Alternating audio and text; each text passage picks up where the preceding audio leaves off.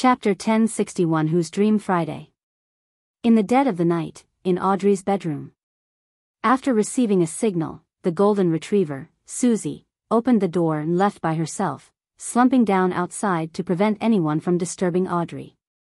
Audrey took the Dreamwalker's Beyonder characteristic, the corresponding supplementary ingredients, and the apparatus used for concocting the potion out from a hidden spot.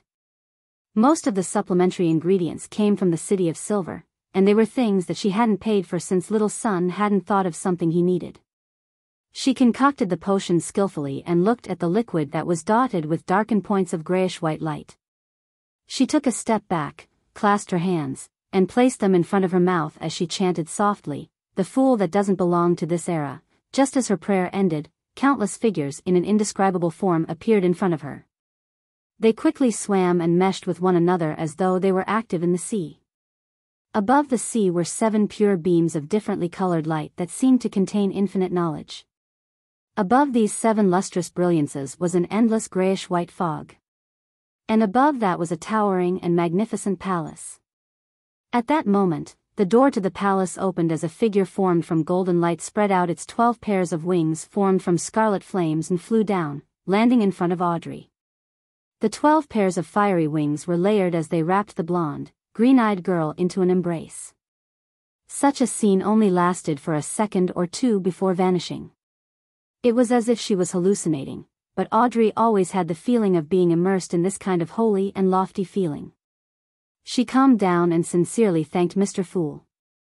With Angel's embrace, she could maintain lucidity in her dream and wake up whenever she needed to. She didn't have to worry about being engrossed in her dreams and being unable to extricate herself. This meant that she had already held the corresponding ritual for Dreamwalker, and the effects were definitely better than what it could have been. After all, not every hypnotist can obtain such benediction from a hidden existence and be embraced by a special angel such as this. Audrey, all the best. Audrey mumbled inwardly before she stopped hesitating and picked up the glass bottle, drinking down the potion inside. The potion wasn't as bad as she imagined it to be. It was a little sour, a little sweet, a little bitter, a little surreal, and a little stimulating. It was like a wild dream she could let herself loose in. Before she could feel the effects that the potion exerted on her body, Audrey was suddenly startled before she regained consciousness. She saw that the night was becoming dawn outside the window, with the sun rising from the horizon, dyeing the sky red. Within the garden, flowers were blooming, the tips of the blades of green grass shimmering with crystalline dew. It was as if Audrey had become the ruler of this world. Her consciousness floated up as she looked down upon the various scenes. Her father and mother held hands as they strolled down the garden trail, taking in the fragrance as they bathed in the morning light. Having worked through their differences, her 2 brothers, Hibbert and Alfred, rode on horses and brought servants along with them. Laughter accompanied them as they entered the woods, competing against each other for a more successful hunt. The ambassadors or special representatives of the various countries like Faysac, Intis, and Fainapotter signed an agreement at Lone's Sodila Palace, announcing to the world that a war wouldn't happen, thus, dispersing all the dark clouds in the sky. The smog situation in Backland improved. Every company's factory had passed the double review of the Alkaline Industry Inspector and National Atmospheric Pollution Council, and they had promoted such standards to other countries. Maximum working hours and the basic labor environments for workers were guaranteed, and the development of every industry was getting better. The number of tramps had dropped to an unimaginable level, and all kinds of protective measures spearheaded by the kingdom covered everyone. There were more and more workers who could afford bicycles. On the streets, the bicycles clustered together like a huge army, driving in different directions amidst ringing sounds. Children didn't need to work in factories at a young age. They could giggle and fool around, running into classrooms with tables and chairs. Inside, they flipped open their textbooks and began listening attentively. If they didn't wish to study, it was solely of their own choice, not because they lacked the conditions. Women were no longer discriminated against due to their gender. Even a laundry maid could rely on studying to obtain knowledge and find better jobs. There were reporters, teachers, policewomen, soldiers, miners, and civil servants, seen in every walk of life. All kinds of mechanical items appeared on the streets and alleys, bringing the people convenience and joy. In the square in front of the Evemite Cathedral, pigeons flew up and landed. People were either sitting or playing the accordion, fully enjoying their lives. This was Audrey's dream for the future. Unaffiliated Beyonders didn't have to worry anymore. As long as they received a checkup of their physical-mental condition, they could walk openly and use their Beyonder powers to earn money in a legal way. This is really wonderful. If it weren't for me being clear-headed, I would have lost myself to this. I would have descended from my commanding position in my consciousness, taking a stroll with my parents, hunting with my brothers, and occasionally going to school to teach children. I would often work hard for the extension of the world's peace. Audrey stared at the dream, feeling a bout of poignancy. She then felt her astral projection rise once again, breaking out of the confines of the hazy world. She saw that her dream was like a huge bubble that grew out from the island of consciousness while silently enveloping it. The air bubble was surrounded by a gray fog. From afar, she could vaguely see other air bubbles, and below them were their corresponding islands of consciousness. Deep within the gray fog was a silent, undulating, shimmering, wavy, illusory sea that seemed bottomless. The sea of collective subconscious. This is the scene of a mind world for a dreamwalker. Only from manipulator onwards is one really able to interfere with the sea of collective subconscious. Audrey nodded in enlightenment and retracted her gaze. Without staying any longer, she forcefully escaped from her dream. Her vision returned to normal immediately as it remained pitch black outside. Only the street lamps around the garden were emitting light. She then cast her gaze on the full-body mirror in her bedroom. She felt that she didn't seem too different from before. Only when she observed carefully did she realize that her pair of green eyes were becoming more limpid and deeper, as though they could reflect the souls of others. Closing her eyes and taking in the knowledge brought by the potion, Audrey quickly grasped the core power of Dreamwalker. By guiding and controlling a dream, she could obtain information and affect the enemy. There were two aspects. First was guidance, which was similar to Nightmare of the Evernight pathway, by using the different changes in a dream to guide a target into revealing one's deepest secrets. The difference was that a nightmare could forcefully pull a person into a dream. However, dreamwalkers weren't capable of doing so unless they were combined with hypnosis. The second was alteration. By modifying a target's dream, one could influence a target over a long period of time, changing them and making them do things they wouldn't usually do without them realizing it. The principle behind such an alteration used a dream as the incisive points and the astral projection as a point of leverage, contaminating the target's soul body before affecting the body of heart and mind, planting it deep in the subconscious. Compared to directly using hypnosis, a control that stemmed from dreams was more mild and furtive, making it difficult to be noticed and suitable for targeting targets at a higher level. From the looks of it, most matters that involve love at first sight might have had a few hidden cases that were a result of dream alteration. Yes, amongst many popular best-selling novels, the female lead often dreams of a figure and spends a beautiful, romantic time with him. Therefore, when they encounter the male lead who's similar to the figure in their dreams, they will quickly succumb to them and have a strong penchant for love. Audrey recalled the novels she read in the past and suddenly found it amusing. To her, be it guidance or alteration, they weren't an essential enhancement over hypnosis.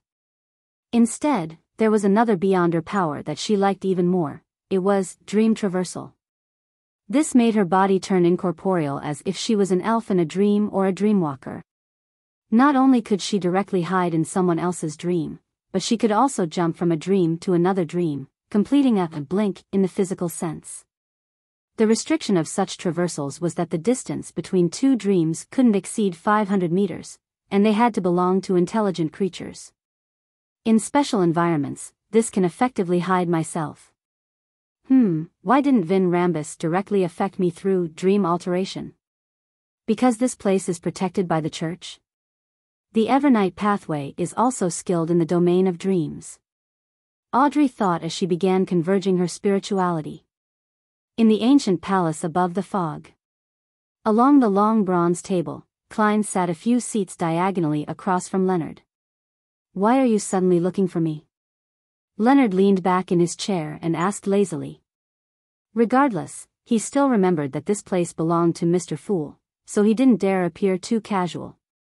Klein glanced at him and said, "I need your help with something." "You need my help?" Leonard pointed at himself and asked in surprise, "Are you referring to Palez?" He didn't think he could help a demigod like Klein. "You have a very clear understanding of yourself," Klein said. "However, I'm really looking for you this time. It mainly involves a few dreams." "Dreams?" Leonard came to a realization as he said with a hint of puzzlement and laughter, "Klein, you seem to have changed a little. I mean, you've become more like the past, no longer wearing that gloomy expression." Without waiting for a reply, he straightened his disheveled hair and smiled. "That's a good thing. Well, I'm still quite good at dreams." "Who do the dreams belong to?"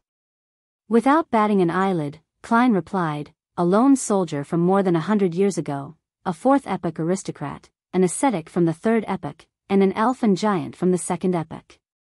"What?" Leonard asked with his green eyes wearing a blank look, wondering if he had heard wrongly. Ignoring the elves and giants from the second epoch, even the nobles of the fourth epoch had to be from particular Beyonder pathways and to have become saints before they could survive to this day. It can't be that they're all angels aside from that lone soldier, right? Entering the dream of angels. I think it's better to find old man. Leonard's thoughts churned instantly as though he was in a dream. Chapter 1062, Teaching, Online. Klein glanced at Leonard and smiled. The targets aren't demigods. They've only lived to this day due to some sort of influence. This is also the secret I wish to discover through dreams. He deliberately emphasized the word lived. Without waiting for Leonard to respond, Klein continued, "The aristocrat from the fourth epoch is a member of the Zoroast family. You might be able to use his dream to learn more about Palez Zoroast. Old man's descendant." Leonard's heart stirred as he looked forward to the proposal that Klein raised. Although he had gotten along rather well with Palez Zoroast and gradually built some trust in this angel, he still held the most basic level of vigilance against him. After all, he was an outsider who lived in his body. At that moment, Klein added, "For now, don't mention this matter to Palez Zoroast." "Do you think I'm such an unreliable person?" Leonard grumbled inwardly as he replied, "There's no need to remind me."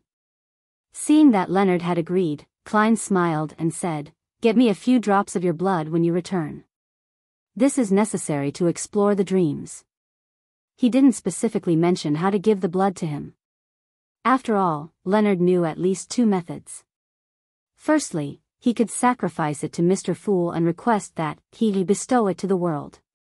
The other was to summon the messenger of mysterious origins and place the blood inside a bottle, sending it over with a letter. Blood, Leonard subconsciously repeated the word. In mysticism, one's blood was an important item. It was best not to give one's blood to others, otherwise, they might die without knowing the reason.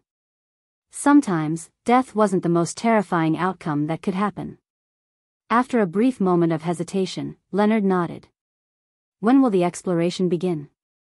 Klein was prepared for this question as he replied, "Late Sunday night, close to midnight."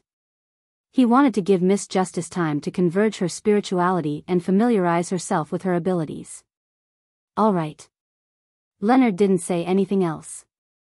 Following that, Klein seriously explained skills in sophistry so that the dear poet knew how to pacify his grandpa after returning. After returning to the real world, Leonard was deliberating over his words when he heard Palez Zoroast's slightly aged voice. "Why did your former colleague look for you? Is there anything that cannot be explained in a letter?" Leonard adjusted his sitting posture and chuckled. "He's afraid that the letter will be leaked. After all, it might involve that person." Just as he finished his sentence, Leonard inwardly mumbled, "Of course, the most important thing is to be wary of you. What I see is equivalent to what you see." That person, Palez Zoroast, seemed to understand who he was referring to. "Yeah." Leonard picked up a cup on the table and drank a mouthful of malt beer. He found an ascetic from the third epoch. He hopes to learn the history of that epoch through his dream. What Leonard said was the truth, but it was only a portion of the truth. This was the skill that Klein had specially taught him. An ascetic from the third epoch? He's still alive? Palaz Zoroast asked in surprise. Of course, he wasn't too surprised. After all, at his level, even if he didn't grasp 100 methods that allowed people to live from the third epoch, he knew at least 5 or 6 methods. The easiest way was to steal the time or life of others to imbue it into a target. He's likely still alive, but has a very special condition. Leonard explained what he knew. Palaz Zoroast fell silent for 2 seconds before saying with a chuckle, "Is that so? Then I can only wish you the best in not seeing scenes you shouldn't see in the dream. Of course, your former colleague is protected by an existence of concealment, so he must be prepared." Leonard didn't respond to the topic. He suddenly exclaimed, "Old man, are you actually not the least bit curious? Don't you want to know what the true deities were like in the third epoch, or the cause of the cataclysm?" This was the second technique in sophistry that Klein taught him. Rather than being asked, it was better to take the initiative to ask questions. "I can roughly guess what's going on," Palaz Zoroast replied with a sigh. He then scoffed. "You took too much initiative to control the flow of our conversation today. This is very different from your past behavior. This means that you have a secret you're hiding deep down. Not bad, it's much better than the past. At least it's not something that can be seen through at once." Leonard's expression froze. Palaz immediately chuckled. "See, I just gave it a try and you exposed yourself. You still lack training. Your former colleague is really..." "TSK," Leonard could only respond with a dry chuckle. He put down his cup and leaned forward. He then picked up a silver ritual dagger and cut open a wound, causing a few drops of blood to drip out. Meanwhile, at Earl Hall's residence, Audrey was also holding a dagger with gems embedded in it. She was preparing to fulfill the promise of providing help for free. She moved the tip of the dagger towards the back of her hand. "The pain is very mild." The pain is very mild. As she hypnotized herself, she exerted force and tore open a wound. It was currently impossible to tear her skin without using strength, even if she didn't reveal her dragon scales. On Sunday night, after attending a ball, Klein returned to 160 Buckland Street. He made up an excuse that he was feeling tired and needed to sleep early. In the wee hours of the night, he got out of bed, set up a ritual, and summoned himself. After some work, he sat in the seat that belonged to the World Gehrman Sparrow. He confirmed that once the summoning ended, he could use the grey fog's level and standing to forcefully extricate himself from Grozel's travels. At that moment, in front of him were 3 metal bottles and a silver mask. The former was filled with his, Leonard's, and Audrey's blood, while the latter was sacrificed by Miss Justice ahead of time. As she knew that Mr. Starr would be involved in the exploration of the dream this time, she planned on wearing lie the entire time to mask her face and avoid her identity from being uncovered. After examining it for a while, Klein made the hard-covered, deep brown Grozel's travels to fly out of the junk pile and land on the long bronze table. At the same time, he placed the unshadowed crucifix into his body. Following that, he pulled Justice Audrey and the Star Leonard above the grey fog. 2 dark red beams shot up at the same time, forming rather blurry figures. Audrey and Leonard cast their gazes at the bottom of the long, modeled table and sized up the items in front of Mr. World. Then, their attention was drawn to the ancient book. Audrey's eyes darted around as she curiously asked, "Our exploration this time is related to this book?" "Yes, our targets are inside this book," Klein replied with a smile. "Inside the book?" Leonard asked in surprise. Even though he was a red glove, and had also read a large number of supernatural case files, he had never heard of communicating with characters in a book. Klein nodded slightly and said, "Yes, this is a magical book. Inside it, there is a world that was envisioned. What happens in that world becomes the book's contents." Envisioned? Audrey acutely grasped a key phrase, linking it to its synonyms. She had only just learned a few days ago from Mr. World that the Spectator Pathways Sequence 0 was called Visionary, and she knew very well that the King of Dragons, the ancient god, Ankwelt, was the dragon of imagination. After some deliberation, Klein said, "My description might not be accurate. It might be an envisioned world or a true dream. The only thing I can confirm is that it was created by an ancient god from the second epoch, the dragon of imagination Enkwelt. I obtained it from Vice Admiral Iceberg. Ancient god's relic. It's no wonder that it can make a giant an elf from the second epoch, a third epoch ascetic, a fourth epoch human aristocrat, and fifth epoch Loanese soldier survive till now." Leonard came to a realization as he couldn't help but size up the world Gehrman Sparrow. He couldn't imagine what kind of experiences Klein had ever since he left Tingen. At this moment, Klein looked around and pushed the lime mask to Miss Justice as he said, "Let's head on in." "All right." Audrey put on the silver mask. Leonard looked around and nodded. "Okay." Klein immediately picked up the 3 metal bottles and poured out some of the blood inside, smearing it on the cover of Grozel's Travels. So this is what the blood was for. Just as this thought flashed through Audrey's mind, she saw a white snowy storm. Amidst snowflakes the size of down feathers in a biting cold wind, a city that was more than 15 meters tall stood nearby. A soldier wearing leather armor on guard by the gates was huddled in a spot that was immune to the wind and snow. As long as there weren't any merchant convoys, he wouldn't head forward to block any ordinary pedestrians. This is a world that was completely envisioned. It's like it's real. Leonard looked around as he spread out his palm and caught several snowflakes. He felt the coldness of its touch before they quickly melted into water. After confirming the environment, Leonard suddenly realized something. Klein was maintaining the image of the cold and refined Gehrman Sparrow. Miss Justice wore a silver mask, revealing the bottom of her face, green eyes, and blonde hair, making it impossible to imagine her actual appearance. As for himself, he didn't disguise himself at all. This was a habit of official Beyonders. They openly carried out missions without any disguises. Mr. Starr really is laid back, and his hair is combed very casually. It's such a pity. Otherwise, with his looks, he can be a model on the covers of magazines. As a noble lady who had seen too many handsome men, Audrey politely glanced at him before retracting her gaze without making any excessive observations. Klein chuckled inwardly and pointed at the city in the snowstorm. "Our first target is the ascetic, Mr. Snowman, from the third epoch. This was the person most likely to have a link to Amon and his brother.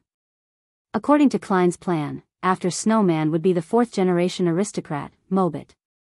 This was because giant Grozel and elf Ciatas involved matters at much higher levels, and there was a high chance of there being an accident. Therefore, it was safer leaving them at the end of the schedule. After the exploration of the 4 people's subconscious via their dreams, they would then enter the sea of collective subconscious in search of any possible secrets." Chapter 1063 The Lord's Left Hand. In a rather remote spot in Pesot City, there was a building made of stone. It looked rough and was a cathedral that needed some construction work. The most eye-catching and intricate part was the altar. Erected over it was a wooden cross and a tall figure carrying the cross. Ascetic Snowman was sitting in the first pew, facing the divine statue, his head bowed and his eyes closed in focused supplication.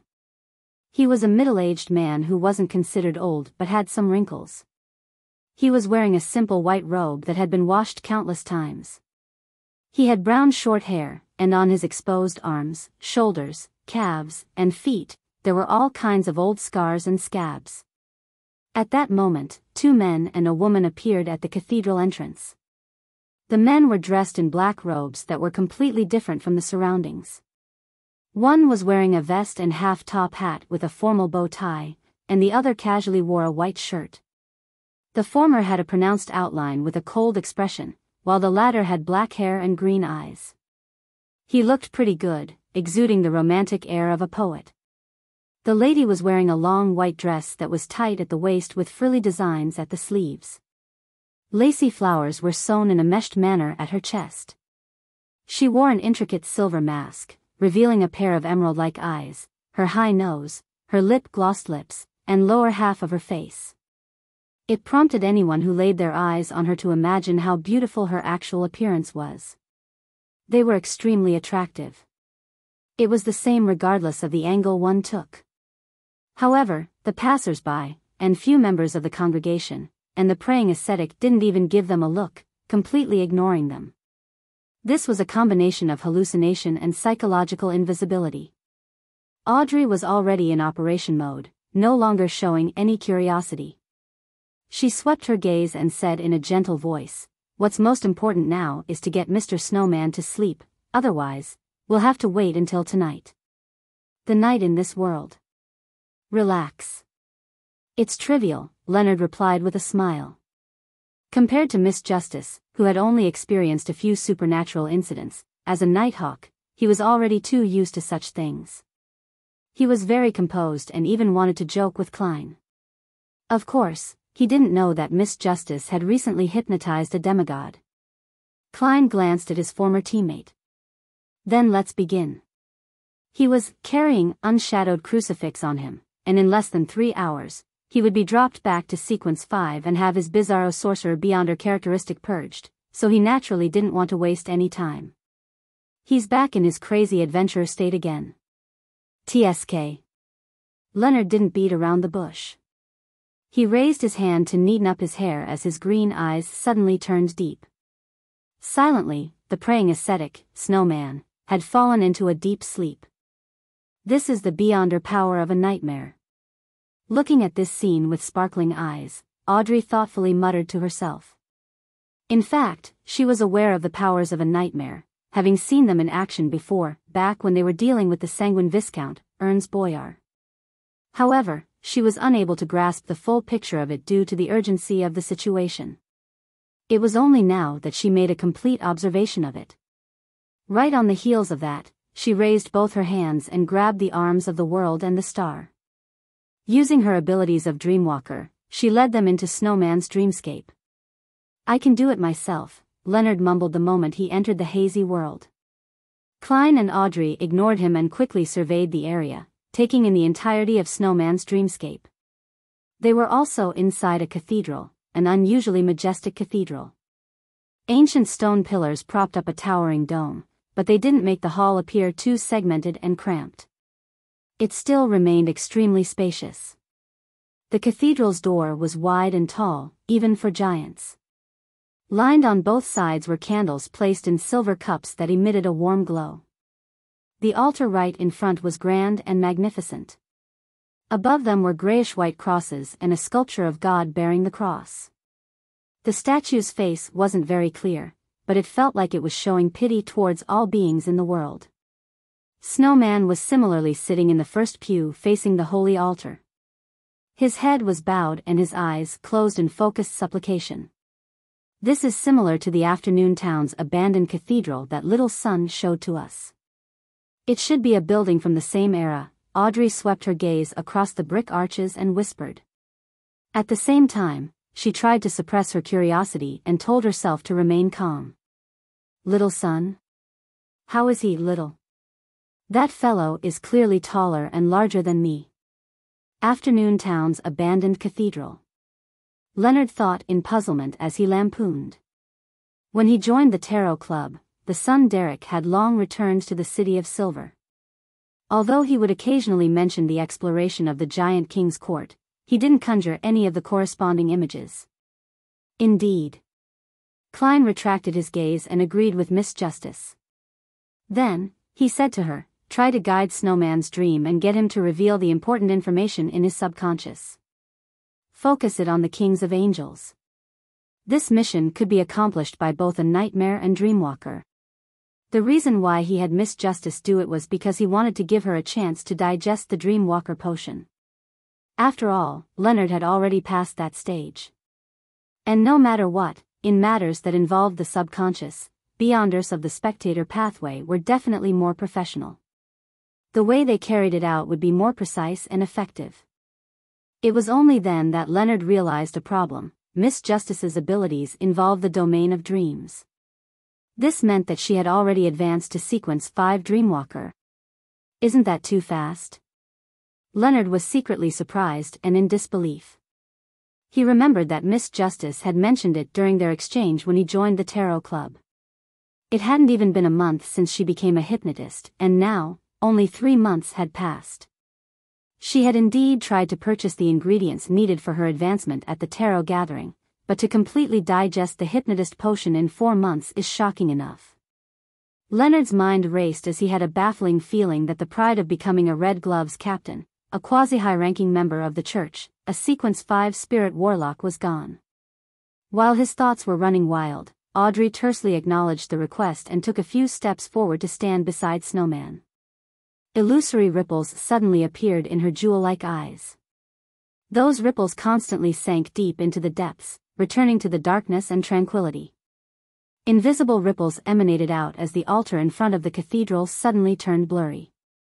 These magnificent objects, along with the cross and the divine statue, warped and suddenly unfurled, emitting lights and shadows that weren't considered too intense. The light and shadows intertwined into a 3-dimensional portrait of a towering mountain range. The main peak reached high into the clouds, but the white cloud didn't dare to conceal the main peak as it automatically separated around the peak's 2 sides. On the peak of the mountain stood a huge cross that was even taller than the mountain. In front of it stood a majestic figure that was covered in layers of stacked halos. 2-winged, 4-winged, and 6-winged angels were either holding bugles, playing the harp, or playing flutes, dancing around the majestic figure as they sang nixtaled. 8 blurry figures with 12 pairs of wings surrounded the majestic deity. Some fell to the ground beside his feet, leaning against him, as if completely relying on him. Others floated on both sides, awaiting his orders. This was a scene that Klein had seen before.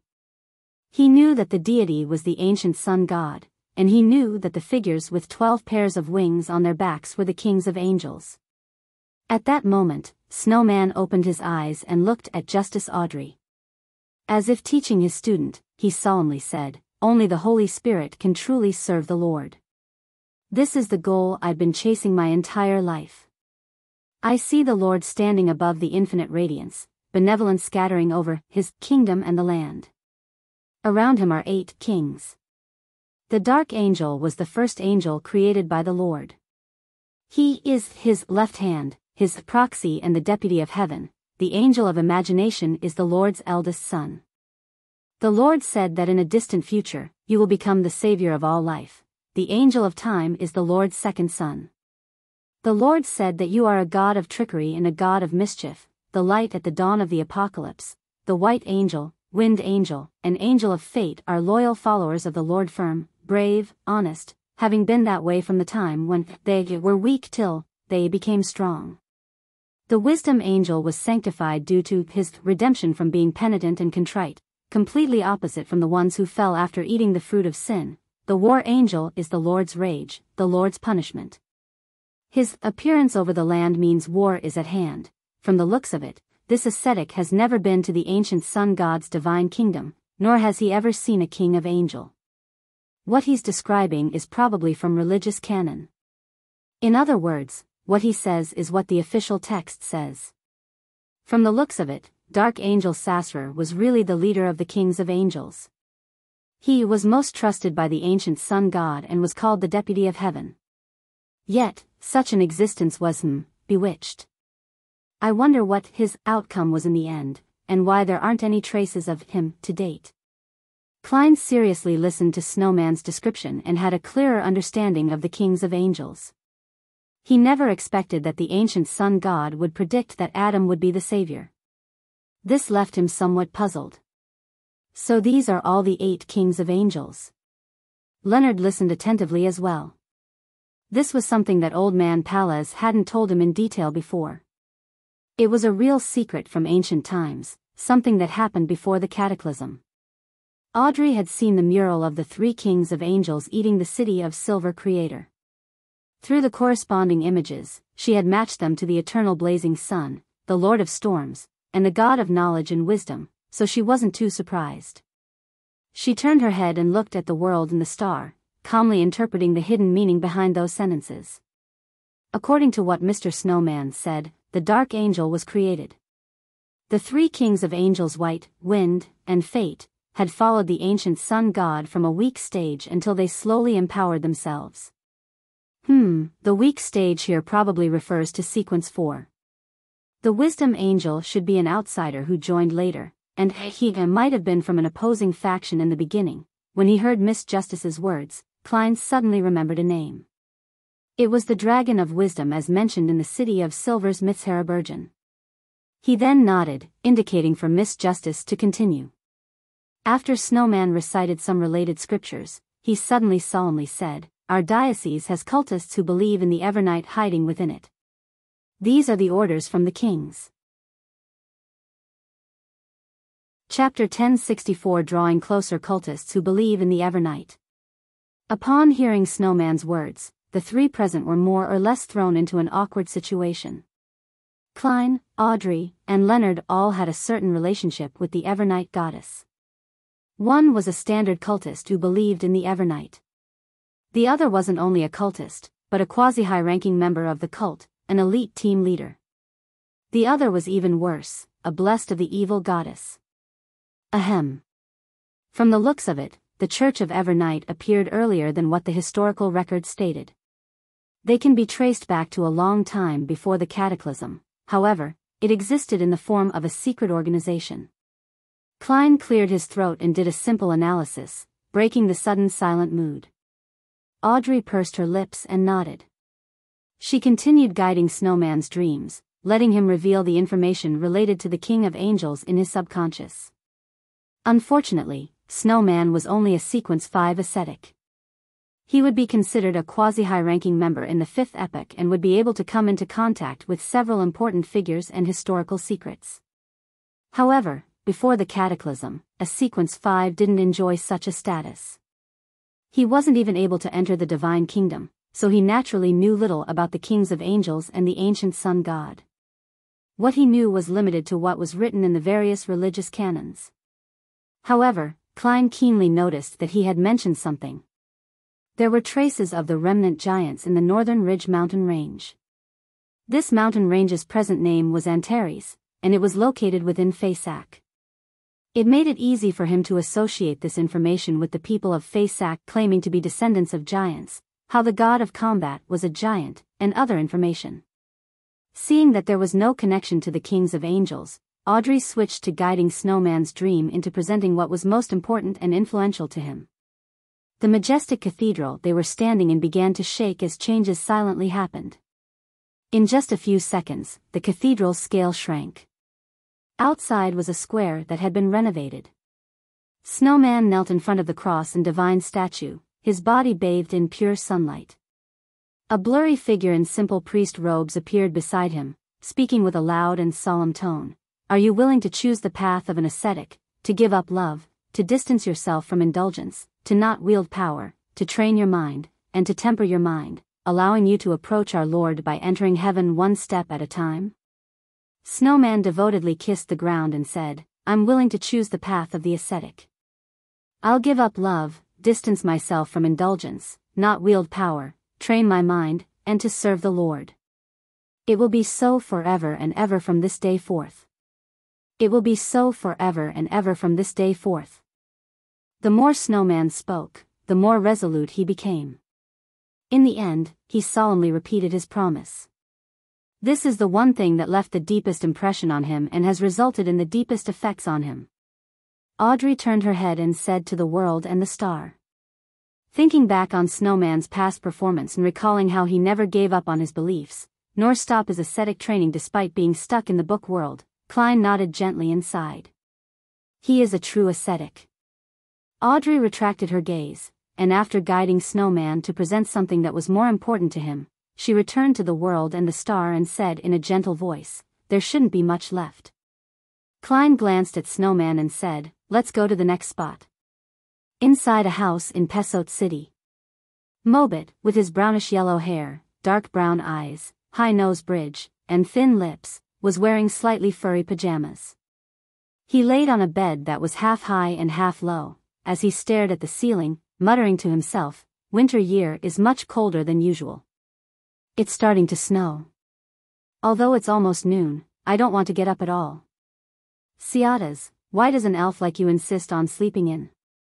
You even pressed your hands and feet on me. I really miss being single. I could roll around freely in bed. Every comer will be mine, unlike now. Sigh. On the bed, elven songster Ciadas leaned her body sideways while sleeping comfortably.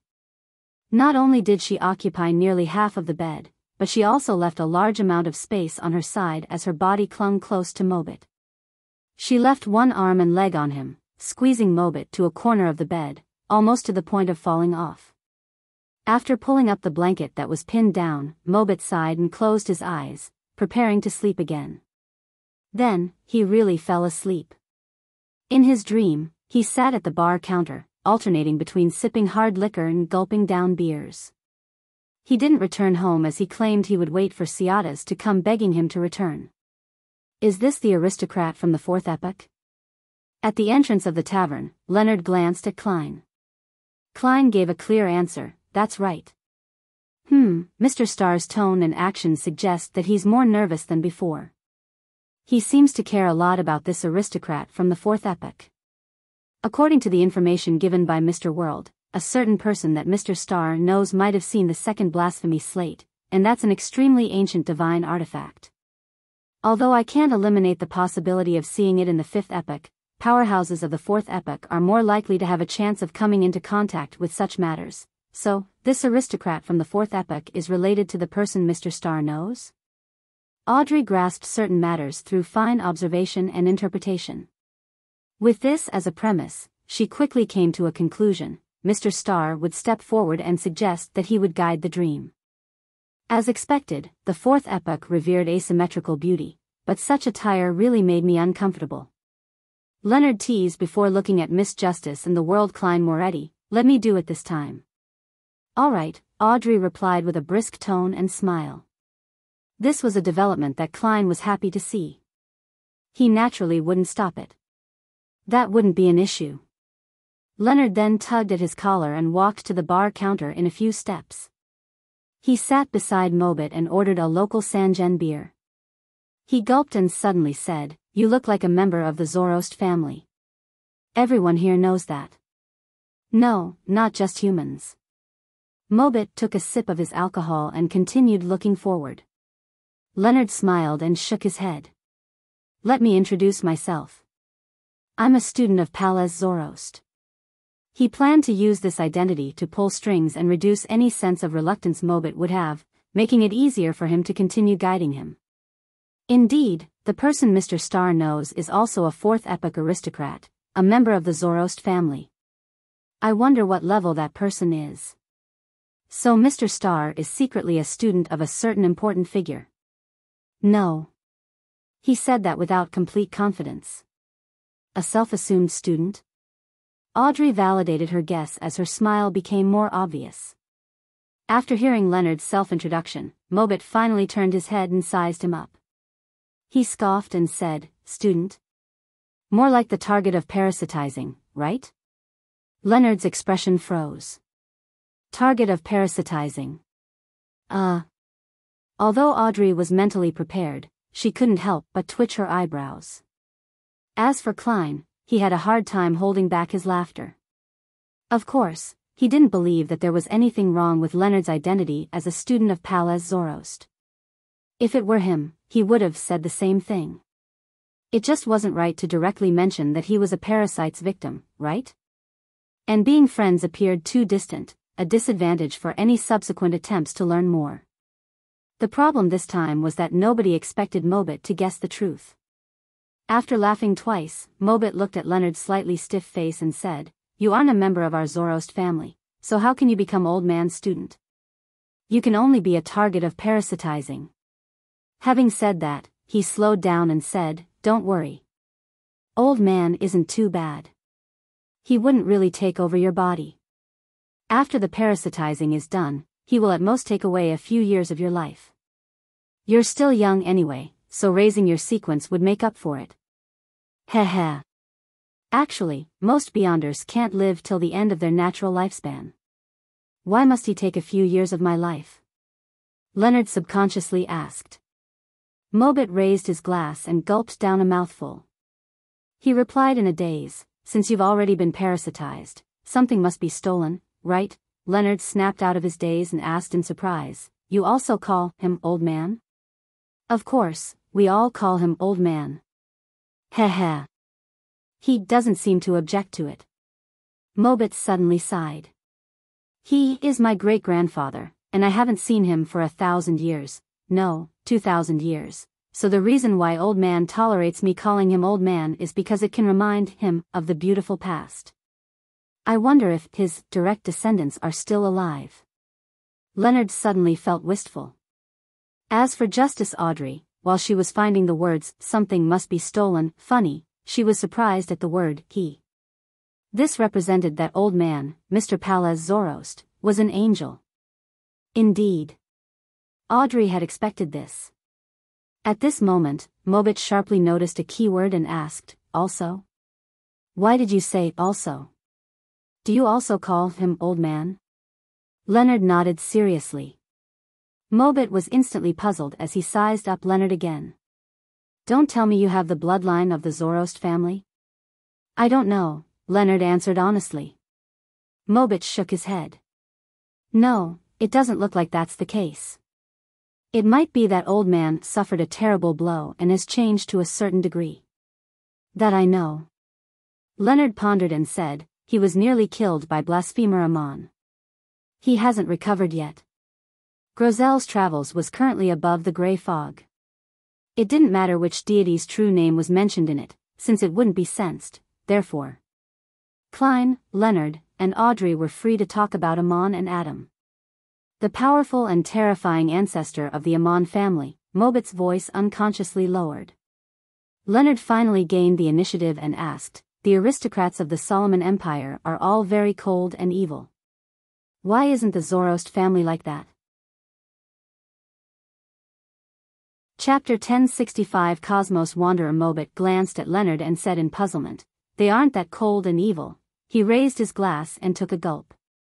Don't you know that the higher the sequence, the greater the inclination is towards being cold and crazy? Which major aristocratic family in the Solomon Empire doesn't have an angel? That's why they're definitely different from normal people. As for the degree of coldness and evilness, it has to do with the choice of their anchor, and the traits of their beyonder pathway. I don't know what my great-grandfather's situation is. I only know that he's very kind and amiable, and the way he speaks and acts is rather casual. In addition, the rules set by His Majesty have a key point, disharmony. If all the aristocratic families have the same style, he definitely wouldn't be satisfied. The first reason given was something I expected, but the second reason is a little unexpected, but it's quite funny. Was the Black Emperor of the Solomon Empire trying to get himself diagnosed with obsessive-compulsive disorder? Disharmony is actually a requirement. Without wearing too thick a mask, the corners of Klein's lips curled up slightly. At this moment, Audrey turned her head to look at him and asked the same question that she had as Mr. Star, anchor? All of them knew that the aesthetic taste of the fourth epoch was disharmony and asymmetry and had considered it common sense, so they didn't think too deeply about why there was such an aesthetic style. To the deities, believers and faith are an anchor, Klein simply explained. So that's the case. Mr. Fool also said that it's to stabilize one's condition. Audrey felt her sights broaden, allowing her to consider the relationship between the deities and believers. At the same time, she thought in puzzlement, in the early stages of Mr. Fool's reawakening, he shouldn't have many believers. Back then, what was his anchor? Leonard listened attentively as he couldn't help his expression from turning solemn. It was as though he had suddenly thought of many things. He quickly focused his attention on Mobit. After some deliberation, he said, what kind of an angel is Palaz Zoroast? What kind of habits does he have? Leonard is still very cautious. He still hasn't fully believed that the grandpa in his body is Palaz Zoroast. Yes, we can't rule out the possibility that the real Palaz has fallen, and that the one still alive is an impostor. To an angel of the marauder pathway, such an action is rather normal. And to a secret existence, replacing a particular identity is equivalent to possessing that identity, so he wouldn't deliberately expose the truth. Heh, on more important matters, matters that he's interested in, and those that involve his safety, Leonard is more reliable than I expected. If not for that, he wouldn't have realized that I was still alive back then. As for other matters, he's just too half-hearted. He's too used to using his past experience. It's not that he isn't intelligent, but rather that he can't be bothered to use it. Klein couldn't help but sigh. Mobit was taken aback for 2 seconds before he drank a mouthful of hard liquor and said, "Old man appears to be an ordinary elder at home. He's a bit naggy and likes to throw blows at his descendants, and enjoys life. If one didn't know it ahead of time, no one would have guessed that he is a Sequence 1 angel. His aesthetic style is different from His Majesty. He is absorbed over categories and emphasizes cleanliness and tidiness. When facing enemies, he is good at trickery and often likes to finish off his enemies by making them break down. This is quite similar to how Old Man has acted to date." Leonard nodded and asked, "Do you have his portrait?" "How could I be carrying a portrait with me? It's not like I'm looking for anyone." Mobit shook his head in amusement. At this point, Leonard suddenly pointed to the side. "Isn't that it?" "Ah."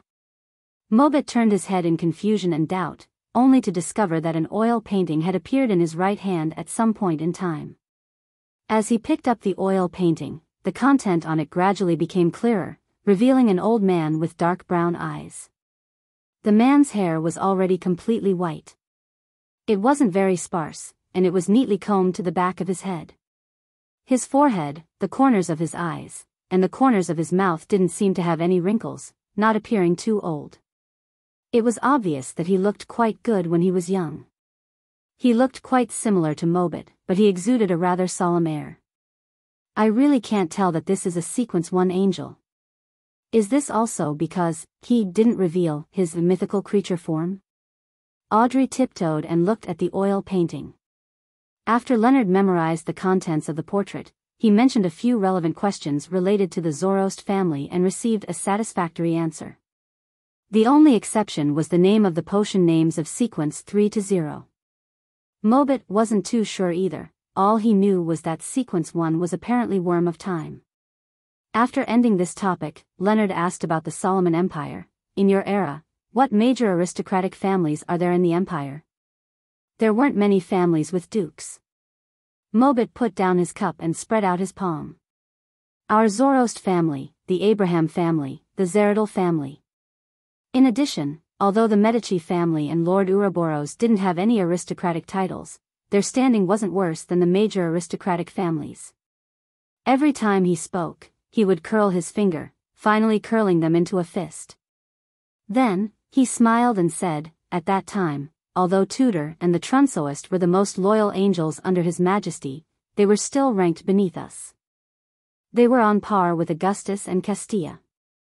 The history of the Augustus family can actually be traced to the era of the Solomon Empire." While Audrey was surprised, she became even more focused on listening. Leonard thought and continued asking, "In that era, what was the situation in the northern continent?" "All living creatures submitted to His Majesty. Even deities acknowledged His Majesty's rule in order to fight against opposing factions." Mobit chuckled. "They all have countries that belong to them in poorer places. In short, Evernight, god of combat, and death were at odds. The 3 deities of storm, blazing sun, and wisdom had a great conflict with each other. Earth's attitude was vague and unclear, but Shida was more inclined towards the god of combat. This made them unable to cooperate in a stable fashion, thus being unable to form an alliance to fight His Majesty and the true Creator." At this point, Mobit sighed and said, "And precisely for the sake of balance, His Majesty didn't attack the southern continent, and allowed death to unite the plains and the ancient forest to build the Balam Empire. No, ultimately, the 6 deities came to an agreement. Hence, the Black Emperor perished, establishing the Tudor, Trunsoist United Empire." Leonard recalled Palaz Zoroast's mention of this particular phase of history and, for a baffling reason, felt how history was filled with vicissitudes. At that moment, Mobit turned his head and looked at him. "Do you have cigarettes?" These little devils that came out from the true Creator's believers aren't bad at all. Leonard immediately controlled the dream and conjured a cigarette before handing it over. Is this an improved version? Mobit stretched out his right hand and snaked out a ball of fire from the kitchen behind the bar. He lit the cigarette and took a deep breath. Seeing smoke coming out of his nostrils, Leonard asked curiously, the true Creator's believers like to smoke? That's right. Even Lord Medici would occasionally smoke a few sticks. Although it's just a habit for him, Mobit answered without hiding anything. Leonard nodded and asked, which deity do you believe in? Of course, it's His Majesty. All the aristocrats in the Empire believe in His Majesty. Other than Lords Medici and Ouroboros. They believe in the true Creator. Also, Duke Bethel Abraham might just be faking it. According to what I know, he only believes in himself, Mobit quipped. Bethel Abraham. A thought came to Klein. He was about to signal Leonard to ask further when he heard the poet ask, is Duke Bethel Abraham very powerful? Clearly, the completely different behavior compared to the other aristocratic families in the empire made this ancestor of the Abraham family stand out. Very powerful. Even Lord Medici and Ouroboros are afraid of him, Mobit said as he puffed out smoke rings. In the Warring Era, he was publicly acknowledged as one of the angels most likely to become a deity. Warring Era? Leonard asked curiously. Mobit looked at the slowly burning cigarette in his hand and said, this isn't thrilling enough. Heh. The Warring Era refers to the time after the cataclysm ended to the point when the empire was established. It lasted about 112 years. Our Zoroast family's first angel perished in the Warring Era. Thankfully, we were helped by His Majesty before he became a god, thus, we didn't lose the Beyonder characteristic. Who did it? Leonard immediately asked. Mobit shook his head. I'm not sequence 4 yet, so there are many things I'm not qualified to know. Let's talk about Duke Bethel Abraham. I actually don't really know much about him, but I was very interested in their family and the Beyonder pathway they control. It's said that the apprentice can wander the cosmos once they reach sequence 2. There are also rumors that it's at sequence 3. Cosmos? Klein's pupils dilated slightly as he became more focused. At this moment, Mobit continued, they left behind lots of information regarding the cosmos, recording many interesting things. Unfortunately, I never managed to borrow them. However, I heard of the 3 laws that they concluded for wandering the cosmos. First, don't respond to any calls. Second, don't be reckless and approach unknown creatures or buildings. Third, endure loneliness.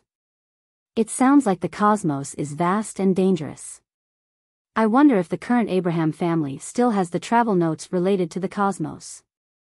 I'll get Miss Magician to ask in the future. When Klein's gaze swept over, it happened to cross with Miss Justice's gaze that was directed at him. They immediately realized that the other party had also thought of Miss Magician. Leonard did the same. He nodded slightly and asked about other matters. During this process, the dream changed with Mobit's memories. Following that, they saw the appearances of Medici, Ouroboros, and other high-level figures. Of course, as Mobit had few interactions with the Black Emperor and Bethel Abraham and didn't dare to look at them head-on, his impression of them was a blur. Towards the end, Audrey grabbed both Klein's and Leonard's arms and jumped into Ciata's dream. This elven songster was standing in the garden holding her stomach and frowning at Mobit. Can you steal the fetus in my stomach and stuff it into your body? It can be done, but even if it's stuffed into my body, I won't be able to give birth to him, Mobit replied fearfully. Ciata thought seriously and said, then steal the corresponding organs that are needed? If it's just the simple act of theft, then it might still succeed. But for what follows after, I'll be at my wit's end. This is beyond my capabilities, Mobit said nervously. The conversation between the human and elf left the trio dumbfounded. After a few seconds, Audrey suggested, why don't I do it this time? Chapter 1066 Familiar name. Upon hearing Miss Justice's suggestion, Klein thought for a moment and said, guide the dream towards matters encompassing the second epoc's history, the Queen of Calamity Kohinum, elf habits, and the most ancient language of the elves, as well as the legendary Western continent. All right. Audrey's eyes moved slightly, revealing a thoughtful expression as she digested the information that Mr. World had said. Then, she walked to the elven songster's side. Under her guidance, Mobit's figure in the garden rapidly blurred as he vanished from Ciatas's dream. The ripples in Audrey's green eyes stirred once again as her lips quivered, as though she was reciting something. The entire dream world began to shake as the garden was like a reflection of a lake that was smashed into pieces by an invisible stone that flew over from nowhere. These fragments quickly gathered, but the scene that was restored was no longer a garden, but that of a palace made of coral. Every detail in the palace was abnormally gorgeous. The entire structure was tall and majestic, but due to the layers of blue seawater, the sky couldn't be seen, making it appear dark and gloomy. Inside it, coral pillars propped up an exaggerated dome, and the walls and the top of it were filled with terrifying murals of the storm. Above the murals and corals, silver bolts of lightning followed a certain trajectory as if they were alive. Finally, they converged at the 9 steps that were inlaid with pearls, diamonds, emerald, and turquoise. Ciatas was standing there, with many elves standing opposite her. On the 9 steps, there were 2 huge chairs that seemed to be formed purely of lightning. One of them occupied the center, just like the ruler of this palace. One of them was on its left, appearing less eye-catching. Sitting on the throne in the middle was a man wearing a simple loose robe. His ears were pointed, and his facial features were rather soft and his hair thick. His hair was a mix of black and blue colors. Not only did his facial features look outstanding on their own, they combined together to form an even more handsome face. However, he directly gave one a tyrannous impression, as though he wouldn't say a word before picking up the electric spear leaning on his armrest, and then throwing it. Sitting beside him was a beautiful woman with raven black hair. Her hair was tied up into a high bun, her ears slightly pointed, and her facial features delicate. She had dark brown eyes that were as deep as the ocean, and in her hands, she was playing with a complicated golden wine cup. Without needing Ciatas's introduction, Klein and company could easily determine that this couple was the Elf King, the ancient god, Saniathrim, and the Elf Queen, Queen of Calamity, Kohinum. That traitor, Ormer. Suddenly, a voice resembling loud thunder boomed, causing the entire palace to shake violently. It made Ciatas and the other attendants lower their heads in fear. This roar came from the ancient god. Ormer, isn't that the name of the giant king? I've recently been drinking red wine named after him. I have to say that its quality is indeed higher than anything else. It's just a little expensive. As Klein listened, he had a random thought. He remembered that Little Sun had once said that giant King Ormer, Elf King Saniathrim, and sanguine ancestor Lilith, the 3 humanoid ancient gods, were allies. They fought against the opposing camp formed by Dragon of Imagination, Ankwelt, Phoenix Ancestor, Greg Race, and the Mutant King, Kvaster. As for the Devil Monarch, Farbody, and the Annihilation Demonic Wolf, Flegria, they were independent beings who wanted to subvert all order and corrupt all living beings. So, the alliance of 3 humanoid ancient gods eventually collapsed. Klein reined in his thoughts and waited for the subsequent changes in the dream. Due to Derek's existence, Audrey wasn't unfamiliar with the history of the second epoch. Without any hesitation, she directly made Ciatas's dream continue its development. Despite the terrifying roar, Queen of Calamity Kohinum wasn't affected at all. With a cold expression, she calmly said, "Wasn't this already long confirmed? His reputation is exactly the opposite of his physical build." At that moment, the ancient god, Saniathrim, had already been enveloped by bolts of lightning. He said in a thunderous voice, "I thought that, after centuries, you would understand the global situation even more. I've overestimated his intelligence. If he didn't sell out Lilith back then, how could she have perished?" The sanguine ancestor Lilith perished so early? Klein's eyelids twitched as he quickly focused his attention. After the Elf King finished roaring, Queen of Calamity Kohinum maintained her previous posture and said, "That's not a bad thing." At the very least, Kvastor and Phlegria were dragged to the grave together with Lilith. All the deities no longer trust each other.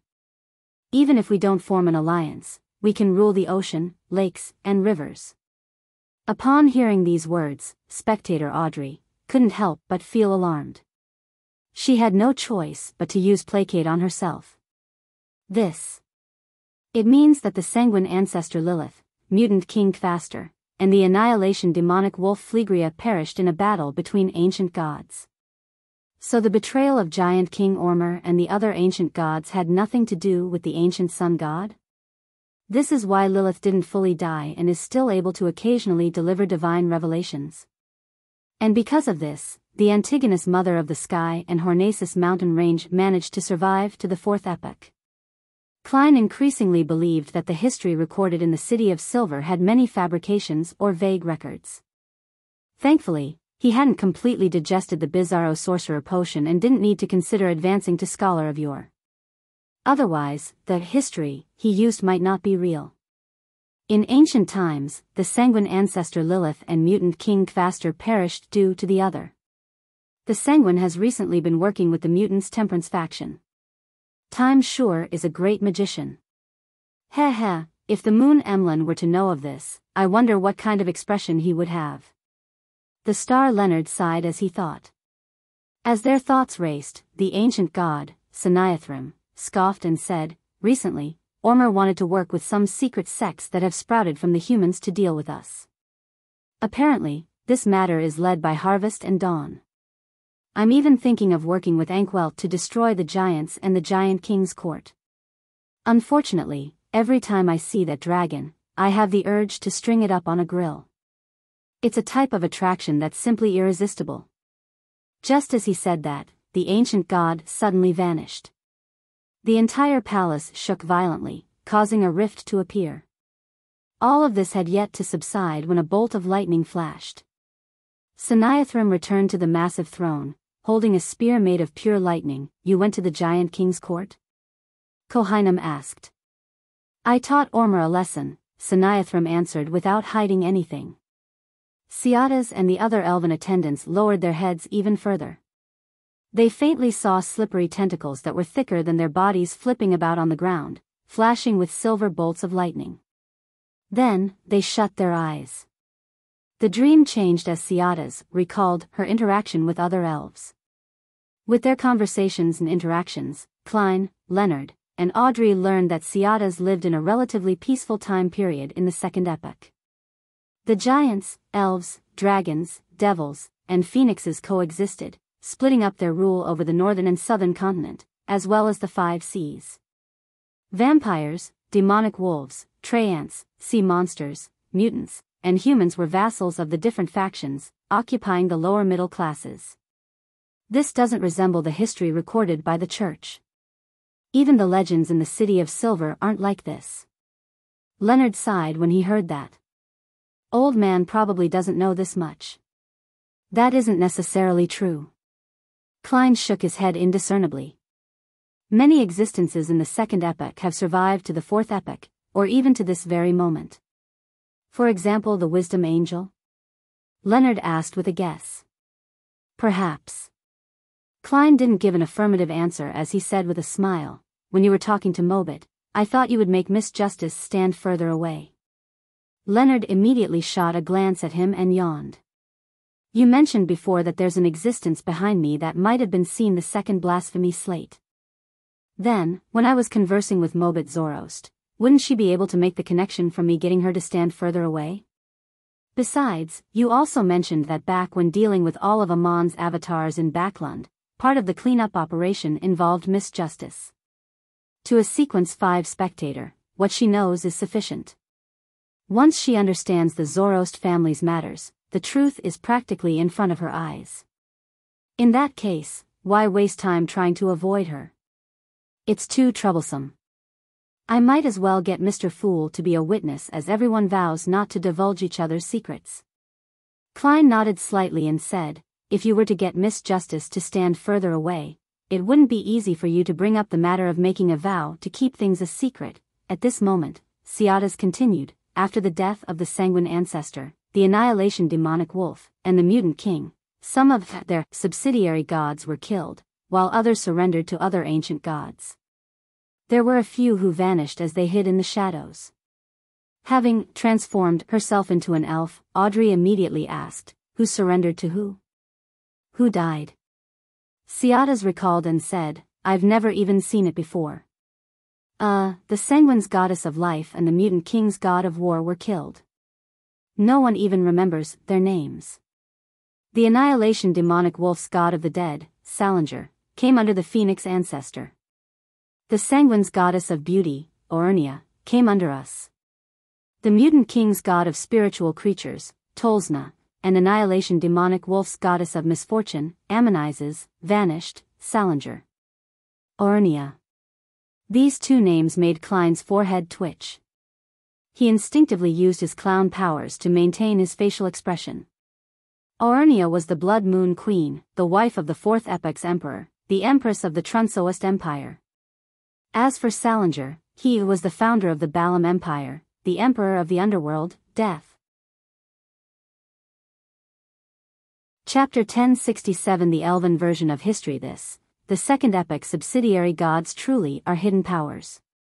There was Dragon of Wisdom, Haraburgenan. There's God of the Dead, Salinger. They were all powerful figures that even reached the throne of Sequence Zero. Of course, I can't be sure about the Dragon of Wisdom. It's just quite possible. Yes, and there's the God of Dawn, Badheil, and the Goddess of Harvest, Omabella.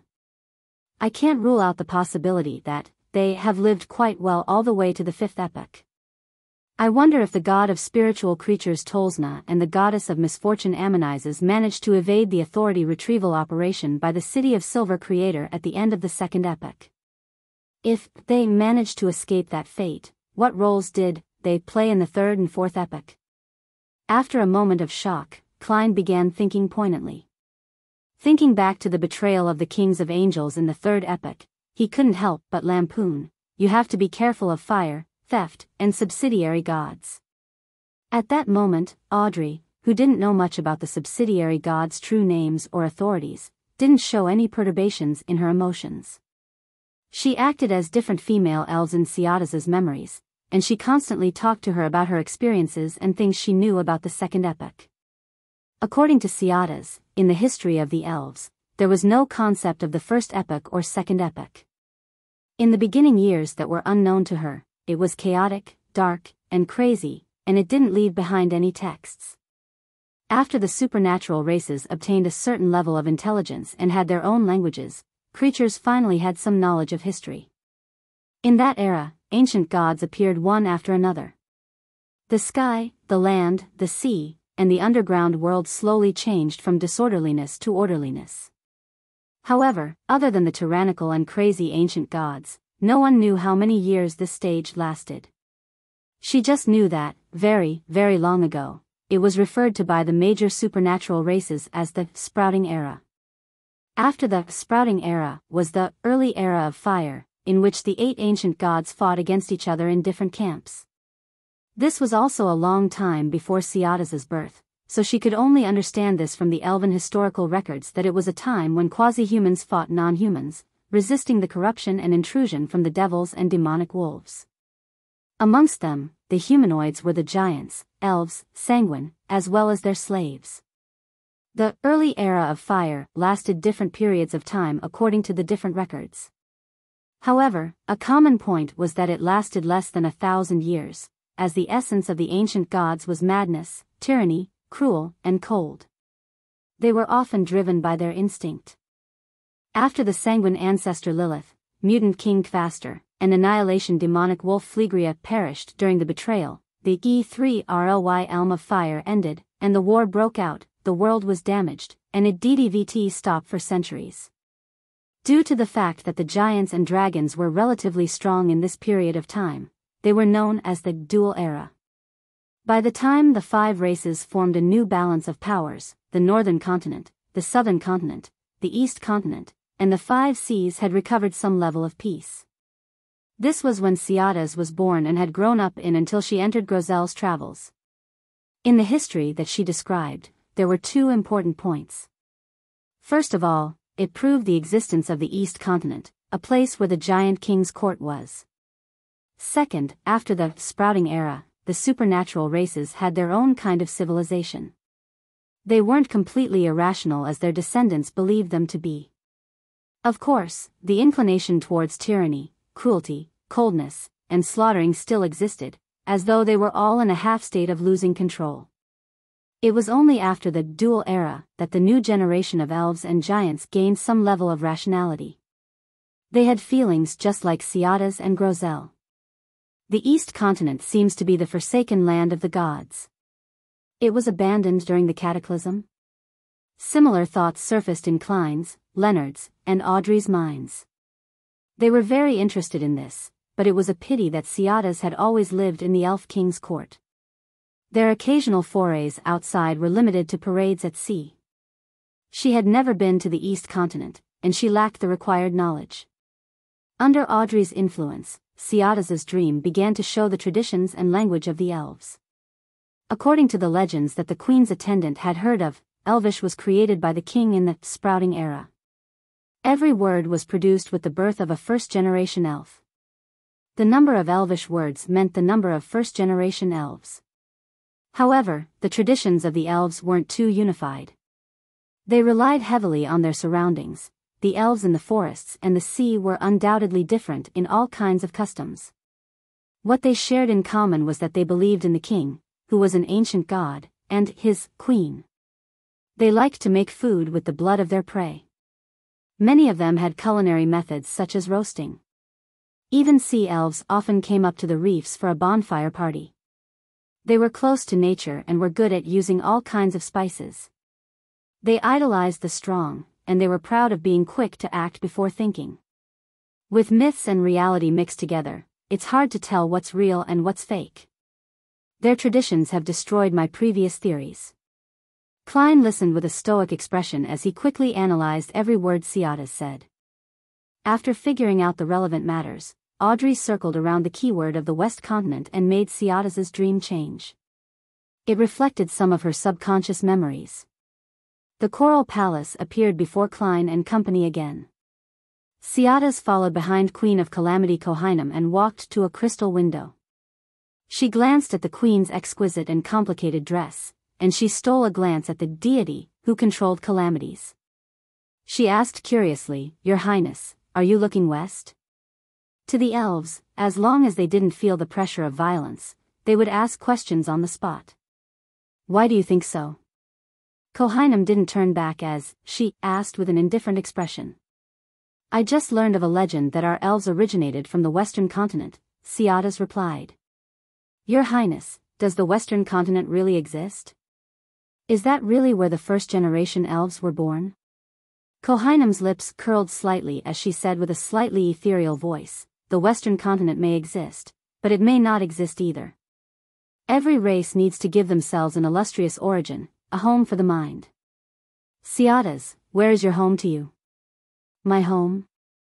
Ciadas repeated the question as she replied blankly, "It's where His Majesty and Your Highness are. It's this palace that can lead to the forest where my parents live." As she said this, Ciadas's emotions gradually turned heavy, lost, and melancholic. It was obvious that she was influenced by her subconscious's corresponding memories. She had entered Grozel's travels and had been away from home for 2,000 to 3,000 years. Therefore, to elves like you, the Western Continent doesn't exist, but to some elves, it definitely exists. Queen of Calamity Kohinum calmly gave her final answer. Ciadas didn't ask further, because she suddenly remembered that the queen wasn't a first-generation elf. Such a response made Klein increasingly confused and puzzled. Thankfully, from the second epoch to the fifth epoch, the Western Continent had zero presence, so it didn't have any important secrets related to him. He was just trying to find out more about it and hadn't held out much hope. After ending the guiding of Ciadas's subconscious and since it was almost noon, without any other nearby dreams that they could leap into, Audrey left with Klein and Leonard, and they appeared in Mobit and Ciadas's bedroom.